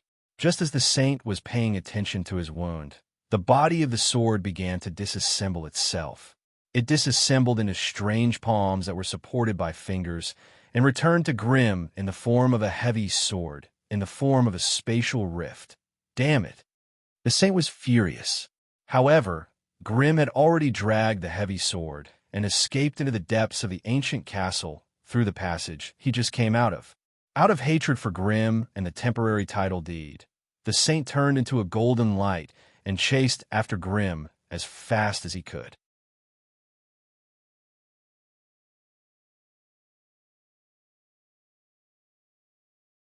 Chapter 1119. Although this place belonged to Grimm's body, he could travel through space at will. He could even reach the stone house in the deepest part of the castle by opening and closing the door. However, if he wanted to lure the golden saint over, he would have to run. Otherwise, once the saint lost his target, there was a high probability that he would not continue to go deeper into the castle. Even if he wanted to maintain the integrity of the moving deed and not destroy the entire structure of the castle, he would still open a large number of stone doors between the castle and gradually understand the characteristics of Grimm's body. Once he found the black stone door that led to the viscera area, Grimm's body would be severely affected. He might even lose his combat ability. Therefore, they had to maintain a chase that was appropriate but not out of place. A series of conflicts during the chase were inevitable. Continuous loud explosions echoed in the castle's tunnels. Some of the stone doors were even completely destroyed by the golden celestial powers, revealing some strange cave structures. However, the heavily injured Grimm's body was right in front of him. The saint who was eager to kill his enemy did not have the time to pay attention to these caves. He would study Grimm in detail after capturing him alive. As the saint said, he would wipe out Grimm's consciousness after bringing him back and replace him with a suitable blacksmith to take over Grimm's body. By then, all the secrets of the cave would be revealed. However, Grimm was like a cockroach that could not be killed. He would always be able to burst out with incredible abilities in times of crisis. At the cost of a broken limb or serious injury, he would once again widen the distance between them. However, the sense of dissonance was also covered by Grimm's serious injury and his twisted posture after being injured. From the initial running posture, now, it had become an indescribable posture. 1. His right forearm was completely torn apart. Due to the sealing effect of the golden celestial powers, it could not regenerate. The joint between his arm and shoulder was only connected by half a piece of skin, dragged to the ground. Therefore, Grimm used his tongue to replace his right arm, barely maintaining his crawl. 2. His left calf was completely crushed. Grimm could only grow some tentacles from the surface of his thigh, barely cooperating with his relatively intact right leg to crawl. Other than that, there were more or less injuries on his body. The entire left side of his abdomen was removed, and tissue similar to a pig's large intestine was also dragged to the ground. He continued to run in such a miserable state. Finally, before the saint caught up to him again, he had reached the stone house in the deepest part of the castle. Of course, there was no escape. Grimm, who was seriously injured, could only lean against the corner and gasp for breath. Relying on the tentacles that grew out of her lower body to support her body, Misla was also using it as a crutch. Very soon, the golden light filled the deepest part of the stone house. Staring at Grimm, who had nowhere to run, the saint who had been showing his divine appearance throughout the whole process could not help but reveal a slightly sickly smile. In his opinion, his target had nowhere to run. Aren't you very confident? You even took the initiative to let me enter your body. But now look at how weak you are, how lowly. I have to say, for an individual who has yet to construct a myth, you are indeed very powerful. You are even more powerful than the top craftsmen in our world. Your body structure and special ability are also unique. The only thing to blame is that you don't know the immensity of heaven and earth. After saying that, the saint formed a unique seal with his hands. Not waiting for Grimm to react, divinity materialized and formed a large number of golden chains in the air. They instantly appeared at the joints of Grimm's body and locked him to the wall. Whoosh! When the binding ended, the saint's body also turned into a golden light and approached Grimm. I know that you have many artificial bodies at your disposal. Unfortunately, once the chains that I've cast are successfully sealed, your consciousness will also be imprisoned within them. I will extract your body of consciousness and bring your abyssal body back with me through spatial compression. You will definitely be an excellent experimental subject. Staring at Grimm, who was absolutely imprisoned, the saint's accumulated anger was about to be vented. The remnants of madness in his brain also prompted him to reveal a strange and sinister smile. The so-called righteous image had long disappeared. Consciousness deprivation. The saint slowly raised his right arm and extended two parallel fingers. The shining golden fingers could locate and capture Grimm's consciousness in a short time, as long as they touched the brain. Once the consciousness was imprisoned, everything would come to an end. However, even at this critical moment of life and death, Grimm still showed a nonchalant smile, as if he was still laughing at the saint. Due to the peak of his emotions, the saint temporarily stopped his two fingers and used his other hand to grab Grimm's hair and slammed him into the wall behind him. The saint slowly stopped slamming until a half-meter deep hole was formed in the wall. He could vaguely feel some heat flowing out of his head. Grimm still maintained his sarcastic smile. "Ha ha! This is the flaw of your world's overly convenient method of advancement. You have already created a myth, but you can't even control your emotions." After a series of slamming, the saint's anger had dissipated a lot. "I just wanted to vent before you die. Once your consciousness is imprisoned, there won't be such a chance. So be it. I will take you back and find another chance to vent in private. This is the end." The two fingers hovering in the air suddenly accelerated. At the same time, Grimm shot out a sharp, turbid tentacle from his mouth in an attempt to launch a surprise attack. Ding! It was the same. No matter how unexpected it was still blocked by the golden wheel. "Is this your final struggle? How disappointing." Tap! The tip of the finger landed on Grimm's forehead. A radar-like golden ripple spread out and began to search for Grimm's consciousness. Due to the chaotic nature of Grimm's brain and the scattered consciousness, the saint focused all his attention on capturing Grimm's consciousness. The timing was just right. At the opposite corner of the stone house, a void crack slowly appeared. The third party that had been waiting in the room was accumulating a special divinity. The flat red blood cells that flowed in the blood vessels of the right arm had all turned into the shape of a sword. Drip! The sound of blood dripping could be heard in the stone house. A dark shadow was already close to the saint's side. The city wall territory had not been formed yet. The saint's prided golden wheel was also restrained by Grimm's tongue. The blood-stained holy sword was held in his right arm, but its form and aura were somewhat different. Upon closer inspection, one would notice. The sacred sword in Han Dong's right hand was embedded with the skull of a malevolent god from another large world. It was the skull of Blood Oath's master, Ragorian, damaged. This was the first time Han Dong combined the two. Together with Count's control, the effect of 1 + 1 greater than 2 was displayed. The saint had just seen Han Dong's face and did not even have time to react. The blood had already been drawn. The golden right arm with divinity was cut off and whole.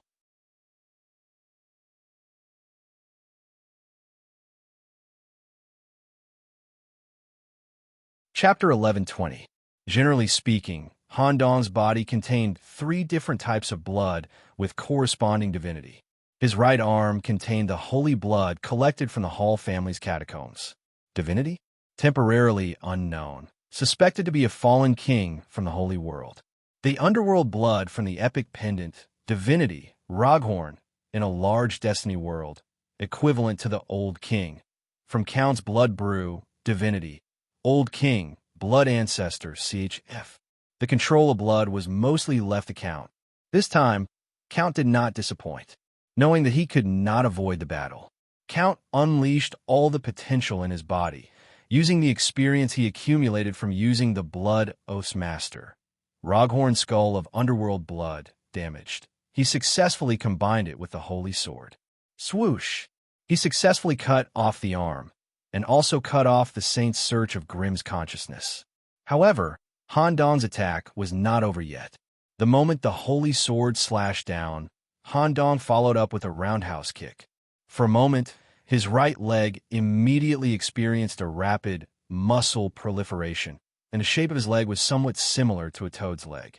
At the same time, the surface of his calf was shining with starlight patterns. This series of changes was the result of Han Dong's Book of Necromancy, leg manuscript, and with Meritus as a battery, the evolution of his leg was achieved. And this series of evolution was completed in the process of the kick. The kick landed on the Golden Saint's handsome face. Clang! It was a sound similar to a heavy metal strike. A circle of golden ripples spread out from the saint's face, and he was directly kicked out. Boom! His body crashed heavily into the opposite wall. At the same time, Grim, on the other hand, did not look like someone who had just walked back from the gates of hell. Being bound to the wall by the golden chains, he immediately used his flexible tentacle tongue to wrap around the golden arm that Han Dong had just cut off. He was not afraid of the golden attribute of the arm and swallowed it into his body. Burp! The burp echoed in the stone house, and at the same time, golden steam came out from Grim's 7 orifices. Swallowing and digesting were completed almost instantly. After being hunted down the entire time, his severely injured body was immediately repaired. At the same time, an even stronger power erupted from his body. Clang! The golden chains used to bind Grim broke inch by inch, and he broke free from the shackles with ease. Or perhaps, Grim was able to break free from the shackles. He was just pretending to be weak just now to give Han Dong such an opportunity. And Han Dong's performance did not disappoint him at all. Papa! Green's palm slapped Han Dong's shoulder with more force. Not bad. I'm already looking forward to what kind of strength you'll have when you reach the atavistic body. Even in a human city, a monster like you should be at the top, right? That sword strike not only cut off his arm, but it also cut off a type of divinity. At the very least, in this battle against us, this guy can't condense his right arm. How terrifying! I didn't expect you to have such a trump card. In response to Green's praise, Han Dong only half smiled. The situation just now was completely exchanged with Green's life, which gave Han Dong a chance to cut the stake. In this case, if the sword could not cause any damage, Han Dong really did not have the qualifications to participate in this battle. While that sword strike just now gave me a very special feeling, as if it cut off some kind of material in my arm. Han Dong seriously stared at the bright red holy sword in his right hand, and its aura and shape became different from before. With the help of Count, Blood Dog's sharp teeth cooperated with Han Dong's 5 fingers, tightly clasping the restless sword hilt. Between the sword hilt and the sword body, the sword drum used to connect turned into a bloody mouth. It was similar to the structure of the god of underworld blood's head, and a sword body exuding a strange blood aura protruded from mouth. The sword body was wrapped in a layer of materialized blood aura, and even on the surface of the sword body, there would often be blood droplets overflowing. It seems to be controlled by the underworld blood to a large extent. Could it be that the underworld blood's level of blood is higher? While Han Dong was still pondering, the Count immediately added. The Count said, "Nicholas, I Count am a genius in the field of blood. If there were no restrictions on blood brewing, I would definitely surpass the Sanguine Progenitor one day. However, when I came into contact with this equipment that you obtained, I felt that something was wrong.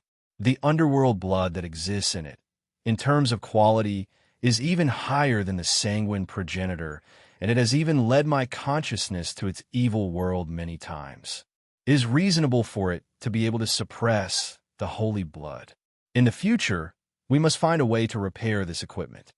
Needless to say, once this equipment can be repaired, it will most likely be a legendary equipment. Survive first. That sword strike just now is enough to divert more than half of the hatred and attention to you." Just as Count was reminding him, an extremely strong golden light shot from the opposite side, sizzling. More than 30% of Grim's skin was instantly burned off, revealing the wriggling flesh inside the murky tentacles. Due to Han Dong's special ability, not only was he not hurt by the golden light, but he was also bathed in it. My right arm. The saint covered his broken arm that was constantly dripping with golden liquid. Just as Grim said, this sword strike cut off the vital divine essence of the saint, which was a part of his mythical structure. Generally speaking, only attacks from mythical bodies could reach this level. Low-level attacks would not be able to hurt the divine essence. The mythical part that symbolized the right arm was cut off. The saint's own breath was also weakened by a part. If he wanted to completely recover, he would have to return to the Saint World and spend a lot of time and precious treasures to forge a golden arm with secret treasures, and then construct a new divine essence to inject into it. Anger poured out like a flood. There was no longer any restraint, and his expression was extremely ferocious. You didn't die. As a transformed, you dare to attack me. Do you know the difference between our identities? Do you know how stupid your actions are? Due to the underworld blood skull being embedded, the saint did not seem to recognize the sacred sword. He was just blindly angry. Han Dong responded with a cold face. You don't seem to figure out the whole thing until now. Not to mention, we don't even take you craftsmen seriously, and we also don't take the Saint World seriously. Grim, and I also don't take a mass-produced guy like you seriously. The world invasion in your eyes, to us, is just a game in our leisure time. You don't even know your own situation when you're about to die. How sad. Han Dong's taunting ability was not inferior to Grim's, and it was even more effective at this time. The Golden Saint, who was already enraged and had a certain amount of madness in his brain, became even more irritable. Talk after I kill you. Low-level ants. In an instant, the Golden Domain swept over like a wave, just as Grim was about to resist with his insanity domain. Rustle. A wall of yellow sand rose in front of him and successfully cut the Golden Tide in half. Moreover, the yellow sand formed a miniature city on its own. This was not a simple yellow sand. It contained the Pharaoh's will. It was the identity of the Pharaoh that Han Dong obtained when he obtained the Prometheus world node. It was similar to Commander Malone's identity as the King of Hell. The enhancement brought about by this identity would not be shown on the external strength. Instead, it was a kind of enhancement on the will level, and it could be used effectively on the domain. When Malone killed the Great Traitor, it was as if he was standing on the scorched earth of hell, facing the supreme Demon King of Hell. This kind of direct pressure could destroy the enemy's will. Now, Han Dong, who had revealed his Pharaoh identity, was using his own domain to resist the Golden Domain. In the blink of an eye, Grim actually saw an unimaginably grand scene. Han Dong, who was dressed in a black pharaoh costume, sat on the top of a pyramid that was hundreds of meters tall. He waved the staff in his hand, commanding hundreds of millions of underworld undead to clash head-on with the Golden Army. You're tuning in to the Warrior Lore YouTube channel. Don't forget to subscribe and join us on this journey to catch the most captivating stories.